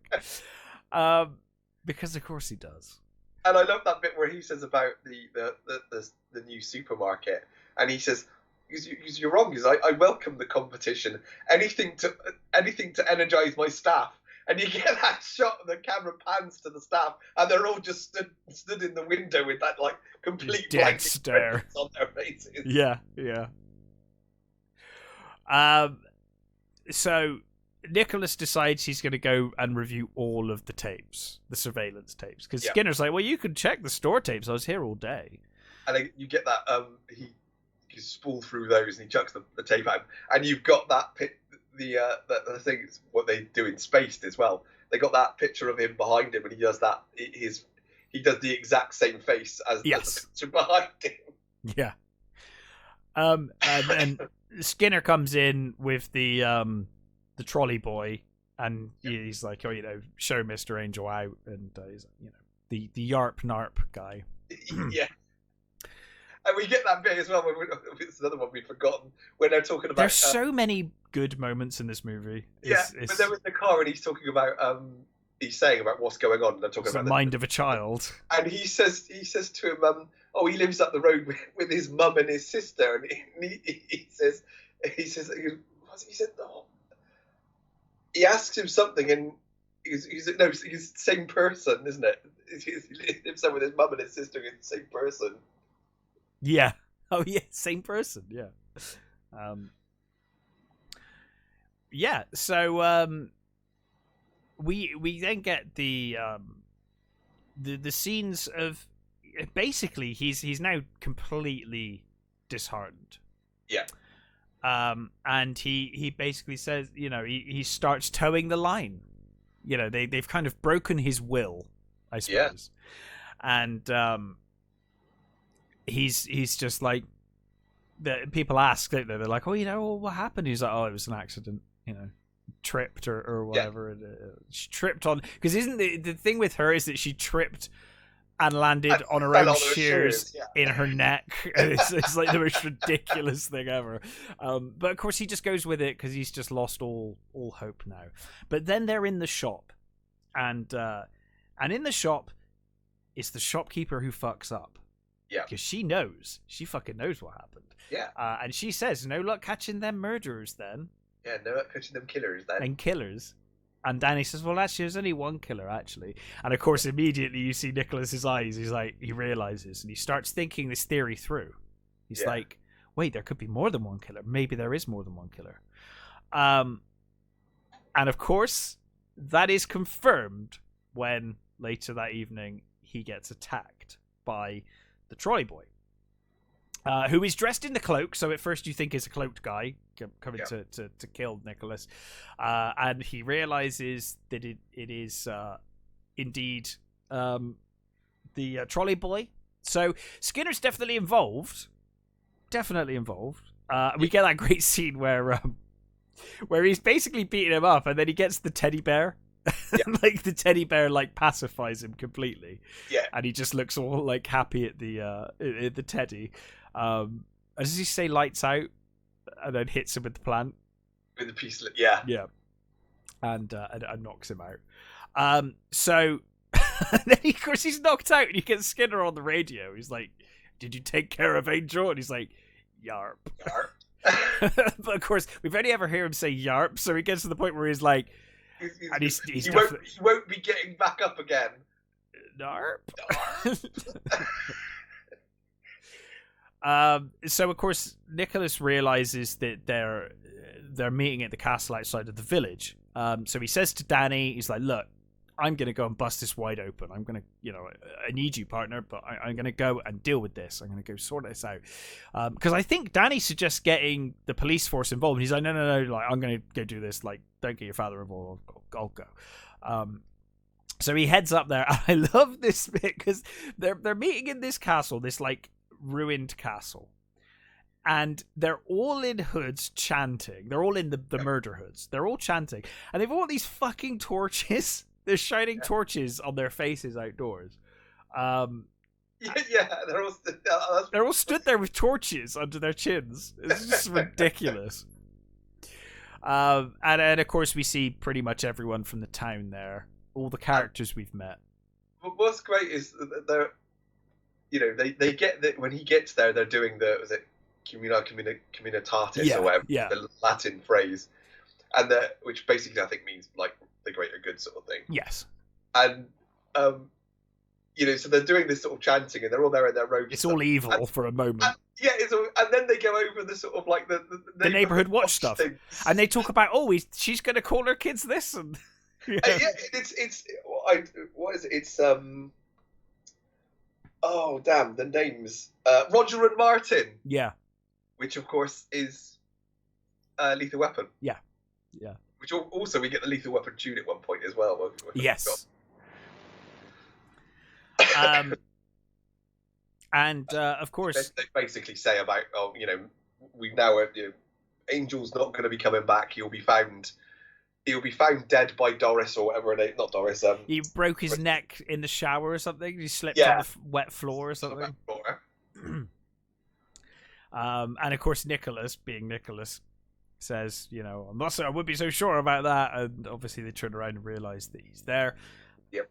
Nicholas gives them the virtuous speech of, this is murder, and how could you say this, and how could you do these things? And they're like, oh, it was all for the greater good. And he's like, but what about what's her name? I forget her name. The flower lady. He's like, her horticultural skills put Sanford on the map. And of course we realize it's because she was moving away and they couldn't let another town have her. Leslie Tiller as well. Leslie Tiller, yeah. They're like, well, we couldn't, she was going to leave town. We couldn't let her have, Yeah, we couldn't let another village have that. No. And literally, he's going through all the things that he thinks that the reasons why, and they're not. It's just simple things to do with the village. Yeah, there is no big conspiracy. No, it's just his house was shit, and we didn't like it. We didn't like her because she was this, and her laugh was horrible. Yeah, and like Messenger got killed because of spelling mistakes. Yeah, and we didn't like him because he was ruining our drama department. Yeah. Well, and I guess it was the anger over them not giving the roles to the guy, the couple. Yeah. Because they've got actual acting experience. And although I didn't notice it until I was looking stuff up. There is a when they go into the shop after the play, after those two have been killed. There's a poster in the window for the Romeo and Juliet starring those two. Right. So they've continued after they got killed. Oh, I never noticed that. That's place. Really nice. Yeah. Oh, that's cool. I never noticed that before. That's awesome. Yeah, and then of course Frank reveals himself. Yep. And his Victorian police outfit. Yeah, he is the head of this cult. And then of course Danny turns up, and you can see Nicholas is really hurt when he realizes. He's like, Danny, not you too. He's genuinely upset. Yeah. And he takes Danny hostage briefly until Frank's like, "You're never." Well, is this where Frank talks about his wife and why? Yeah. He says, my wife died because of Gypsy turning up, wasn't it? It was. Yeah. And they lost the competition. She couldn't take it. Yes. And so he lets Danny go, obviously, and he runs. And while he's trying to escape, he falls into I guess a crypt. Yeah. Where he finds all of the bodies, and we see the fucking the living statue is dead, but in the same pose. Yeah, it's all of it. The thing is it's almost everybody that Angel's had contact with, and even in the most minimal way, like the shoplifters there. Yeah. The ex-sergeant with the bushy beard is there. Like everyone basically. The farmer with all the guns is there. Yeah. The kids The hoodies, yeah. Oh no, not the hoodies, because the hoodies we see later. No, the kids from the ginger one that he. Oh yes, yeah. On him, and the kid that had the cone on. They're all just dead. Just dead. All dead. And then finally they all catch up with him. And Danny is the one to stab him. Yeah. And Nicholas looks absolutely shocked as he falls to the ground. Danny is seemingly, in defense of his father, killed Nicholas. And he takes him away and puts him in the boot of the car. I knew at this point, I knew the joke, but it was great. Yeah. And I was like, that's superb that they've called back to that. In the cinema, I was like, oh, that's great. I see what you've done. And that's fantastic. So he drives, basically, I think he drives to like the village limits, doesn't he? He kind of drives to just outside the village. And opens the boot, and I love the look on Nicholas's face because he looks like he's dead. Yeah, he's like shocked looking at him, but he looks like he's dead. And of course, it was obviously the ketchup, and Nicholas is like, "This is murder," and he's like, "It's not murder, it's ketchup." He's like, "Not that!" Like all of the dead bodies up in the castle.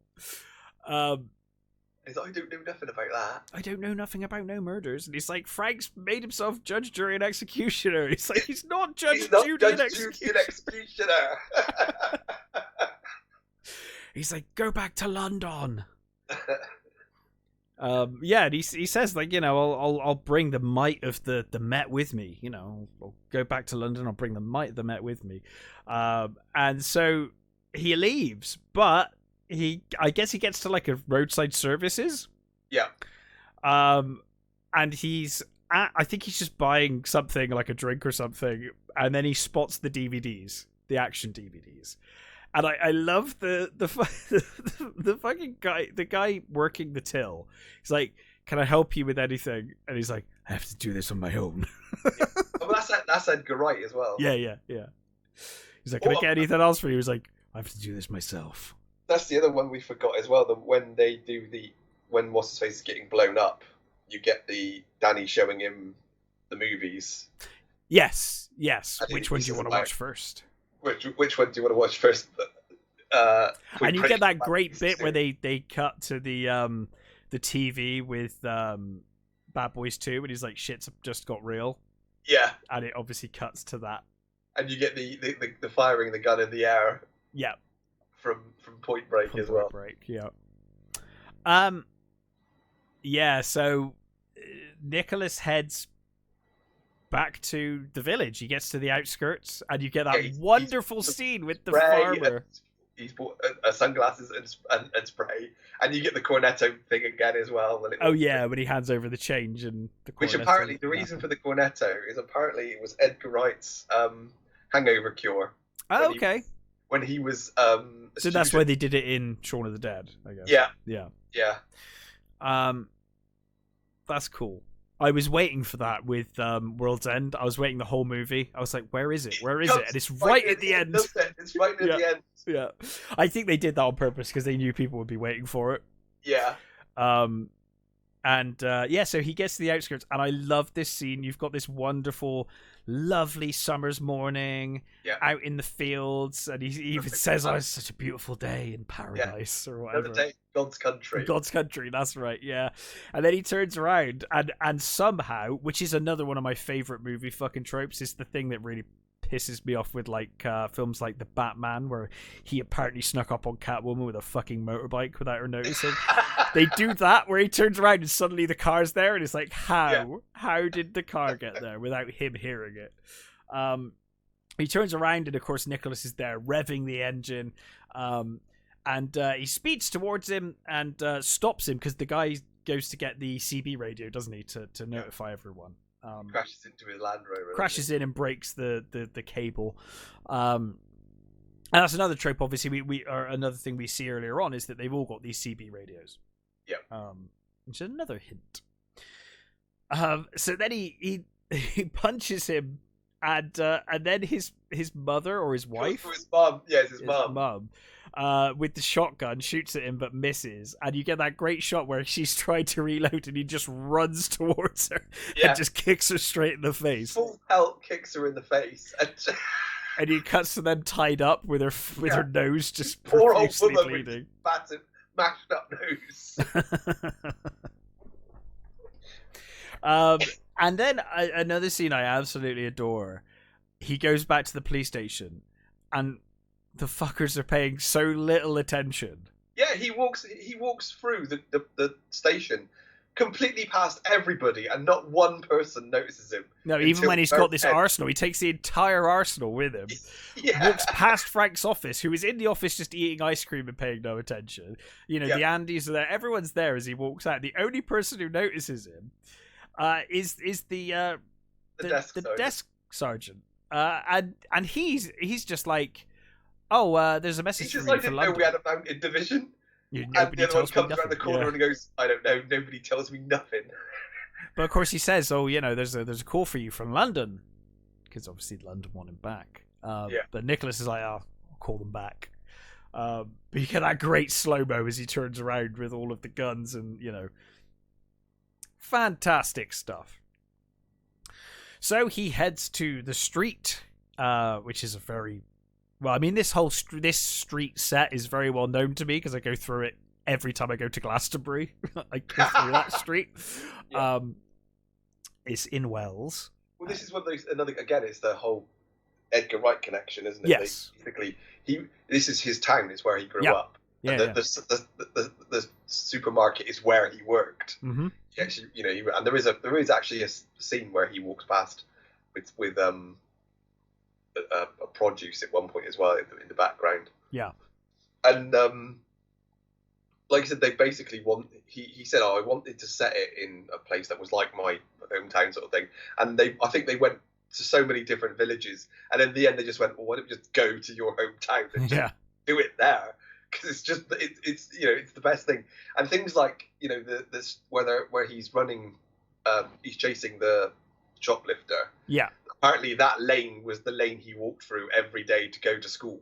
Brilliant. It must have been such a weird trip to film there, and kind of a power trip as well. It's like, I shut down the whole town for a couple of weeks filming. But yeah, so Danny is sat in his police car, minding his own business, as Nicholas turns up on a horse.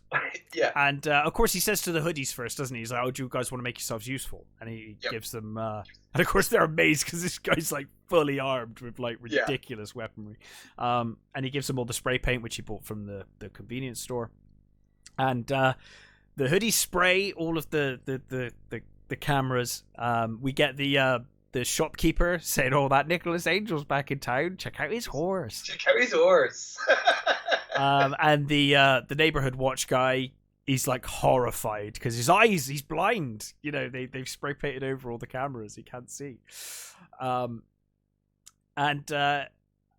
he rides in on horseback. And well, you get the sort of like the showdown, sort of the close-ups, don't you? Well, everyone notices because you've got Skinner in the Summerfield looking out the window. You've got the shopkeeper looking out. You've got the old guy with the long coat who starts the shootout in a second.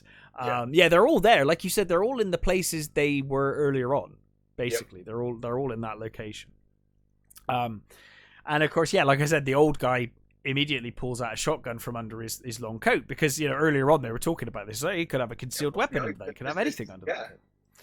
And this shootout begins, and we see that all of the villagers, everything they have, like one of them's got like a mobility scooter with a with a basket or whatever, and that basket will have handguns in it. Like everyone is armed. The woman with her bike, and she's got a she's got it's a bike, isn't it? She's got a basket and two handguns in a box on the thing, but not just in a box. It's not like they're thrown in a box. It's like it's purpose built, and it's like foam cut out in the shape of the guns. It's like proper professional.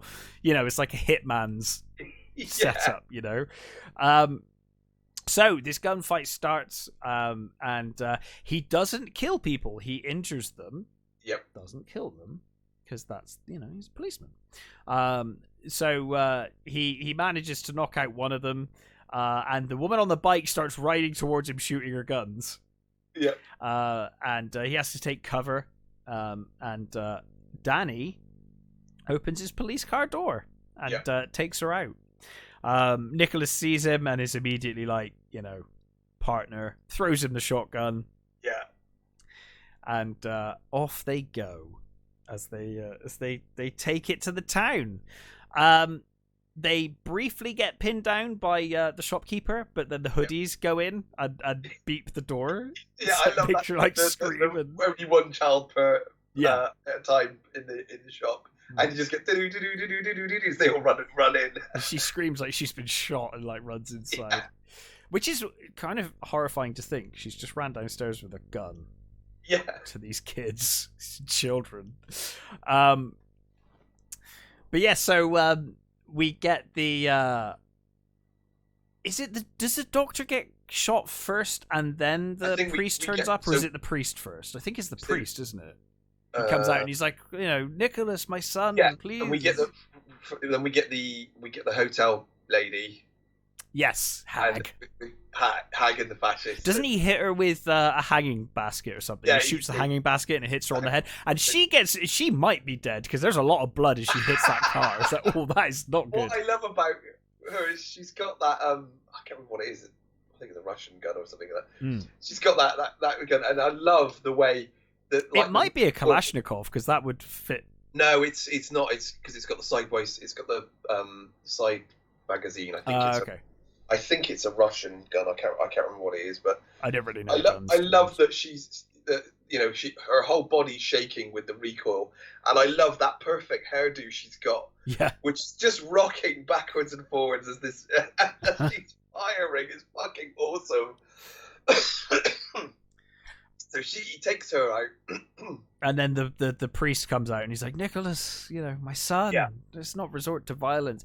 And, Nicholas starts his speech and he's like, oh, fuck off then. Like, fuck off, grasshopper, fuck off, grasshopper. Yeah. And he does the wrist guns. Yes, the like El Mariachi style, Yeah, the little wrist pistols. Pistols. And shoots Nicholas. Yeah. Danny shoots him in the shoulder. He's like, Jesus Christ. Yeah. And of course, Danny thought Nicholas was dead, but of course he's got body armor. But then the Sawbones comes out, the resident Sawbones, and he's got a shotgun, and he says, I brought you into this world. It's only right that I take you out of it. And he's like, throw down the guns, which is a bad thing to suggest. And of course, Danny does so. He throws the shotgun down, shoots him in the foot, just as he did with the pellet gun earlier. Yeah, shoots him in the foot, and we get the same line as earlier, where Nicholas says, "You're a doctor, deal with it." But then you've got Danny with the motherfucker. And that also is a callback to Shaun the Dead, because when they're in the Winchester and he's got they've got literally the Winchester. Yeah. And he says, does anybody have any experience and with a gun? And he says, and Danny says, yeah, not Danny, but Nick Frost says, yeah, I shot my sister in the foot, I think it was, with a pellet gun. I'm wondering if like Edgar Wright did that at some point in his life. Probably. Kind of feels like something from his actual childhood or something that he's, Yeah. But yes, so and then he says, what do you do now? He goes, pub. Yeah. And they head to the pub to try and bring down Frank. But of course, there's a brief gunfight in the pub. It's to do with, they go to the pub to deal with the land. The couple, lady, you get them coming through the door sideways. Yeah. The two guns. Yep. In slow mo, and also we also got the shot of him coming down the street when you get all the pigeons go up like John Woo. Yeah. But of course, it's not going to be doves; it's going to be pigeons. Pigeons, yeah. Yeah, so they have the gunfight in the pub. They manage to take the couple out. And again, I love that, like the whole, they tip the they tip the table over to hide behind the table while they're shooting, and you just think, yep. I love the fact that there is no way that fucking table is hiding them from them. That's such a firepower that's coming at them. It's such a great overused trope. The like hide behind a door or a table. This just thin wood that would never protect you against this shit, you know. But yeah, you know, they, like you said, they tick all of the tropes and absolutely intend to do so. You know, it's not an accident. But then the police force turn up at the pub. Frank turns up with the force. You get the how he deals with them. He shoots the. There's a. Yeah, I just said he dealt with them. If you want to go through how that's. Well, I just love that. No, go the for bear trap thing. The fact that he shoots the bear trap off the wall and. yeah. It hits him in the. It just comes down on his head. It's just brilliant. Yeah, I might be stretching it when I say he doesn't kill anyone. People might die. Or they're not very well, anyway. The thing is at the end, when they've arrested them all. Oh yeah, that's true. They do go. They're all there. Yeah. They do get every one of them has their mugshot, and he is there with the trap still on his head. Yeah. They just didn't. Well, of course, the doctor's not there anymore. The doctor's been arrested. So what are you gonna do? But yes, and then Frank turns up with the police force, the rest of the police force. And he says, you know, arrest these men. And you know, Danny's like, no, Dad. Like, you know, he's like, Danny, come on. You've got to arrest Nicholas. And he's like, no, Dad. Like, you're the bad guy here. I can see that now. You know. And he's like, you know, Mum's dead, Dad. And he's like, and for once, I'm glad she is. Because if she could see you now, she'd die all over again. Yeah. And I like this. He does the whole explanation. Haven't you ever wondered why there's so many accidents? And they're all like, okay, maybe that he has got something. Well, the sergeant's like, no, maybe. Then what's his name? Is like, you might have someone there. Yeah. And of course, Daddy translates him as well. He's like, oh, you might have something there. And this is where Nicholas understands him now. He's like, I know. Yeah. But then Frank's like, you gonna team up with these ingrates? Because you can't believe him. He's not even from here. Around here. And he shoots like a chandelier or something. And I love, he like roars like a lion. He does. He's escaping. Got that full-on roar. And he's all in slow motion with the sparks and everything. It is fucking tremendous, this film.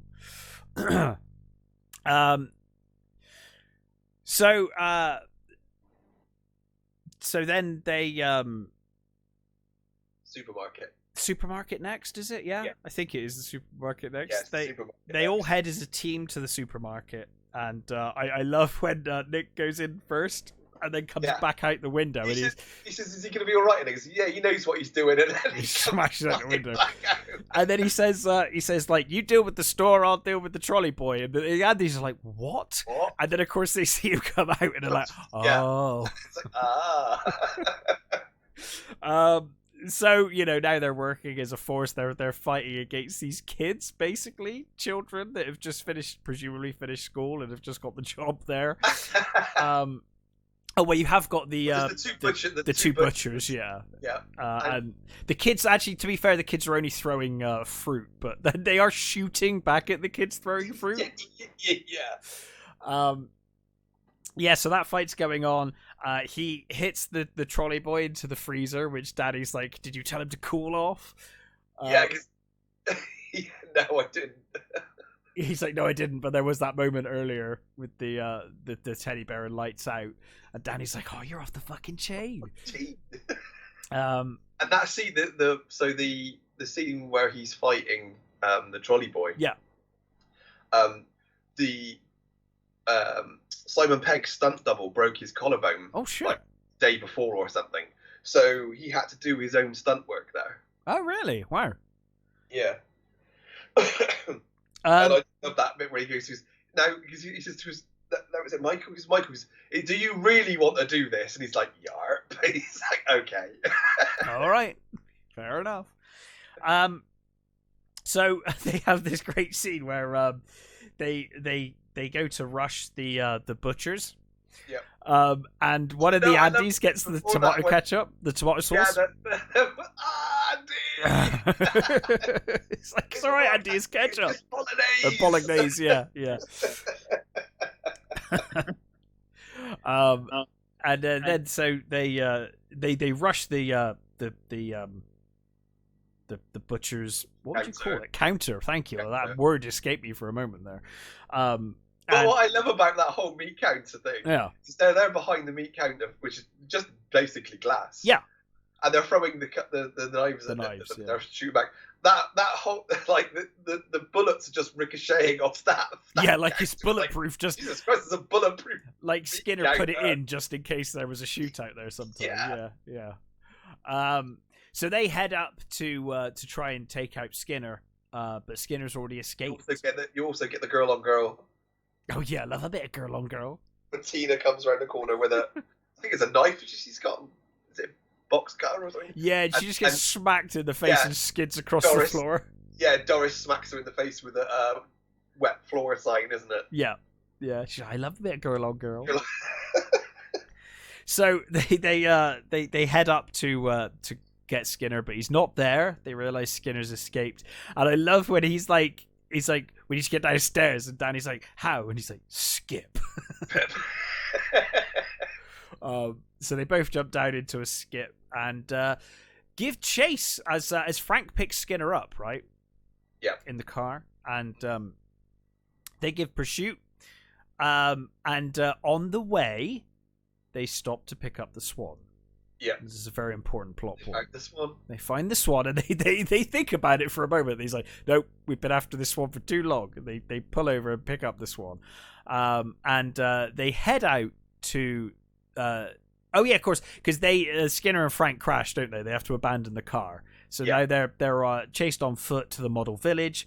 One of my favourite lines of the movie that I completely forgot, the if you want to be a big man in a small town, fuck off on the model village. Village. Such a good line. And we also forgot the Aaron Aronson line as well. Oh, yeah. Going through the phone book and starting a Aaron Aronson or something. Yeah. So you get that awesome shot of the full-size police car going over the village. Yeah, it's awesome. Such a great shot. So yeah, they end up having a brief fight with Skinner, who runs towards them but slips on his own truck. He slips on a scale model of the Summerfield truck, and impales himself on the church spire. Which is an awesome shot. Again, it's so brilliant. It's so great. And then they're like, oh, it really hurts. Yes. I need ice cream. Of course, at one point he uses the kid. Yes, of course. Yeah. Aaron Aronson or whatever Aaron Aronson, yeah. And like Nick's like, what? Frank, though, cannot give up. He's not going to give up. And so he runs and steals Nicholas's police car, Nick and Danny's car. Yep. But then we get the great shot, the aliens shot with the Swan in the back of the seat, which is the same as the dropship from Aliens when that gets taken out and she notices the alien behind her, and the Swan hisses as well, and it's perfect. And I love the shot of the car just driving into the tree, just like it's like panic and It's brilliant. So all is well. They take everyone into custody, like you said. We get the helicopter land first. Oh, of course, we get the Bad Boys 2 shot with the helicopter flying over them. Yeah. And the chief constable and that coming down and saying, "You got to come back." Yeah. We missed the great shot when they start the chase. And you've got the judges for the town award. Oh yeah, stood there as the cars like speed past, and then the sign falls down behind them. Yep. That's Simon Pegg's mum and Edgar Wright's mum. Oh, that's awesome. That's really nice. And I think the guy who the male judge, I think, was Edgar Wright's drama teacher. Oh, that's fantastic. He must be so proud. I thought so. Yeah, so they all turn up to congratulate him, and they basically say, like, hey, you know why you've been gone? London's become a bit of a shithole. Like, basically, crime is like, we knew, when you said, like, you were, like, 300%, 400% better than any other policeman? Well, now it's 400% worse. So, as a result. And they want him back. They want to give him, I think they're going to give him a promotion in London as well, weren't they? Yeah, I think so. But he refuses because now he has his new family in Sanford, and he says no, that's it. So they all fuck off. I don't know where they go. I guess they all just go back to London and leave him to it to deal with all of this hideous paperwork and all of that stuff. Yep. They're all celebrating in the police station. Is that they've taken everyone into custody, but of course the last member of the NWA comes in. All completely forgotten about him up in the office. Yeah, he'd been in the office the entire time. He comes down and they take him out, but he falls into the evidence room. Well, he comes down with a blunderbuss, doesn't he? Yes, which is such a fitting weapon. He calls him an interfering busybody, doesn't he? Yeah, and he goes to shoot Angel, but Danny jumps in front. Yeah, gets hit with the blast. But yes, in the chase afterwards, and he Angel uses the bin. He uses the bin. Yes, he does. Yeah. Hits the bin into him and that knocks him into the sea mine evidence room. Yeah, where he hits the sea mine. And the entire place explodes. Oh god! And then clunk. And again, it blows up, and then you get that explosion and stuff, and then the It's so ridiculous. It's completely leveled nothing the there. Entire fucking building, and they're all just there, lying around. Like it's like the A-Team, They just got a bit of soot on them, and they're fine. The car is completely on fire and turned over, but they're climbing out. Yeah, exactly. Yeah. And the great thing is you get this shot of Nicholas over Danny, and then it cuts to that shot of the gravestone. Yeah. And it's such a great shot, and then obviously you realise that they're actually, at the mum's grave. It's got Butterman, doesn't it? Yeah. And Danny has also been promoted to sergeant. Nicholas has been promoted to inspector now. And they continue to well, they're basically like, now they rule, they police Sanford, but they police Sanford like Marcus and Mike from Bad Boys now. Like, which is ridiculous. Like, it'd be like a minor speeding thing, but of course they've got this fucking Subaru, Yeah, is it the Doris goes over the tunnel saying, "Oh, somebody messing with the bins down the back of light up the roof." Yeah. They speed off, and that is Hot Fuzz. I genuinely think, regardless of my rambling, which may not have given the credit this film deserves, the writing in this film is so good. Yeah, like, it's so good. There's so much. Like, everything is paid off by the end of this movie. Yeah, all of the little jokes and the plot points. It does a really good job, like you said, of setting up from the beginning that something is not right with this town. Mm-hmm. And it's the kind of thing that you only pick up with on like a second viewing, where you're like, oh, the hints were there the whole time that this was going on and that they were all in on something. I think that's what's great about all three of the Cornetto trilogy is that they reward repeat viewing for sure. Yeah. They're all so beautifully done that there was always something that you will spot when you watch it again. Absolutely. That you didn't before, and it's just beautifully set up. Everything is set up. Everything is just beautifully done. There's always hints to what's going on. I mean, going to the next movie with what's his character in that? King, isn't it? It's Gary King. Throughout the whole thing, there are so many little clues that he's so fucking damaged and that he's like tried to kill himself and that he's through the whole movie, and not until you get to the very end, you're like, oh my god, what? You should have spotted all those things before. And when you see that again, you go, oh, there it is. There's that. There's that. There's that. It's just beautiful. Yeah, it's amazing. But yeah, it's such a wonderfully written and acted movie. It's like a who's who of English actors at the time. Yeah. You know. Yeah, you got Kenneth Branagh. You've got Paul Freeman. You know, all brilliant, like, villainous actors that are, you know, all have these tiny little parts really in this movie. They're just fantastic.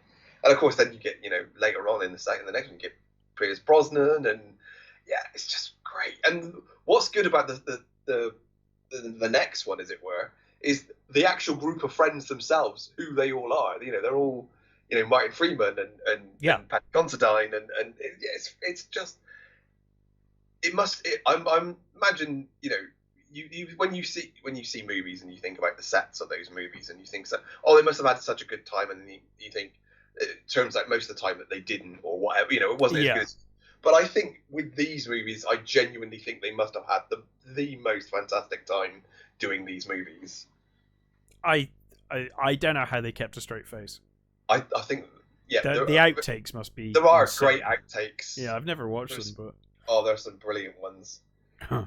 And I like apparently originally there was a love interest for Angel in this. Oh, really? Yeah, there was a love interest, and all of the lines they had for her, they basically just gave to Danny. It works. It Almost works really well. Unaltered. I love that. Just because their basically relationship is that. That's it is, yeah. And, you know, by the end, they're basically a couple, aren't they? Oh, it's such a great movie. Mm-hmm. Yeah, genuinely, I think 3 of the greatest comedies ever made.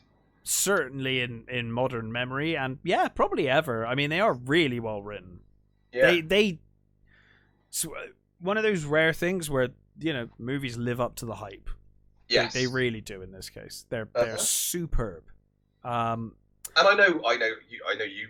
We've talked about this before, and I know that you got very sick of it.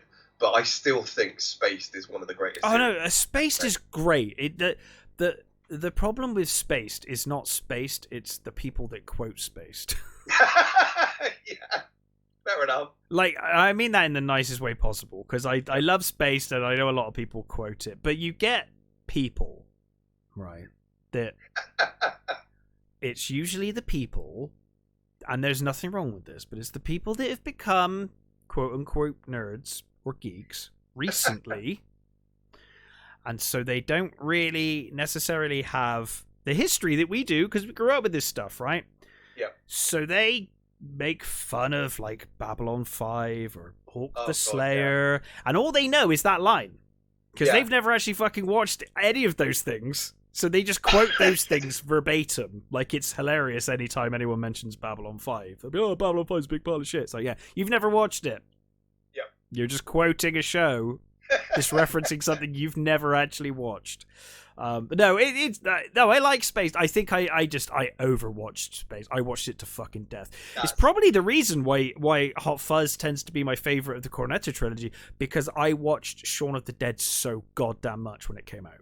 Like, I feel like I've completed Shaun of the Dead. I don't need to watch it ever. Yeah. I know it line by line, you know. Yeah. And I think the other thing that, you know, I think is so good about this is it also shows just how good of actors Sean Pegg and Nick Frost are. They are actually a lot more skilled than you kind of think they are. I think they kind of get dismissed as being sort of, you know, they're just sort of funny, comedic actors. That, you know, they're just in those movies. They're not. They're bloody, really wonderfully skilled actors. Well, and I would say they are fantastic the whole way through, all 3. But particularly with Simon Pegg, I think, you know, for being my least favorite of the Cornetto trilogy, his performance in World's End is superb. He is so good in that. And Nick Frost is so great in that. Yes, because it's a role reversal for them in that one. Yeah. Which I quite like, actually, because I think that really made it feel fresh. Mm-hmm. Because effectively, although they were different characters and they did have somewhat different personalities, they played the same characters in both films, right? They were Abbott and Costello. Yeah. In both movies. Mm-hmm. And then in the third one, they switched. So it was Costello and Abbott, which I quite like. They swapped it around where, Nick Frost is now the straight man and Simon Pegg is the jokey one. It worked. It works really well. Yeah. But yeah, tremendous films. I'm sure we will one day do World's End. I don't know. Have we done Shaun of the Dead? I don't think we have. We have not. But okay, well, at some point we will do them out of order. We decided that people love it when we do it out of order. Too many horrors, so we thought we'd do Hot Fuzz instead of... Yeah, this was another one that we just kind of pulled out of our ass, wasn't it? Yeah. Because sometimes we plan these. There is a list. I don't have the list. I've never seen the list. I don't want to ever see the list. Have you not seen the list? Oh, no. Well, I don't want to see it. We've had this conversation. I don't want to see it. I occasionally say, add this to the list. Yes. But I like it to be a bit of a surprise. So, like, when we're doing the show, I'm like, hey, what are we doing next week? And then I'll find out. And sometimes if you haven't got anything, then we discuss it. We come up with stupid ideas like doing Hot Fuzz. But I quite like not knowing because it's quite fun. I'm like, what am I going to be watching this week? Who knows? Because it's all everything. I know that everything on the list is things we love, so it's not going to be a problem, And it worked out interestingly for High Noon, which of course turned out that you hadn't seen. Turned out I hadn't seen. I mention that I watched Outland recently. No. Yeah, I decided to rewatch that because I haven't watched that forever, and you mentioned that it was a remake of High Noon. Yeah. And it kind of is, but it's very different. Yes. Not just in terms of it's in space, but also like the whole setup and the whole situation. It's not as well executed as story as High Noon is. No. Fucking awesome movie though. It's a really good movie. It's one of those movies that I think kind of got dismissed initially, and it didn't. People kind of forgot about it. It sort of went away, and I think people were a bit sniffy about it. It certainly ticks all the boxes of a cult classic. Yeah, and I think now it's people look at it. It's like, no, actually, it's a fucking good movie. And it's good. Sean Connery's bloody good in it, and it's a movie set on a space station in the vacuum of space where they're shooting shotguns, which is the dumbest idea. It's like the worst weapon. Apart from grenades, that's like the worst thing you could probably be shooting inside of a space station. But it's tremendous. I love it. It's also basically in the alien world, isn't it? It's kind of it's one of those movies that pretty much slots right into Aliens. Yeah.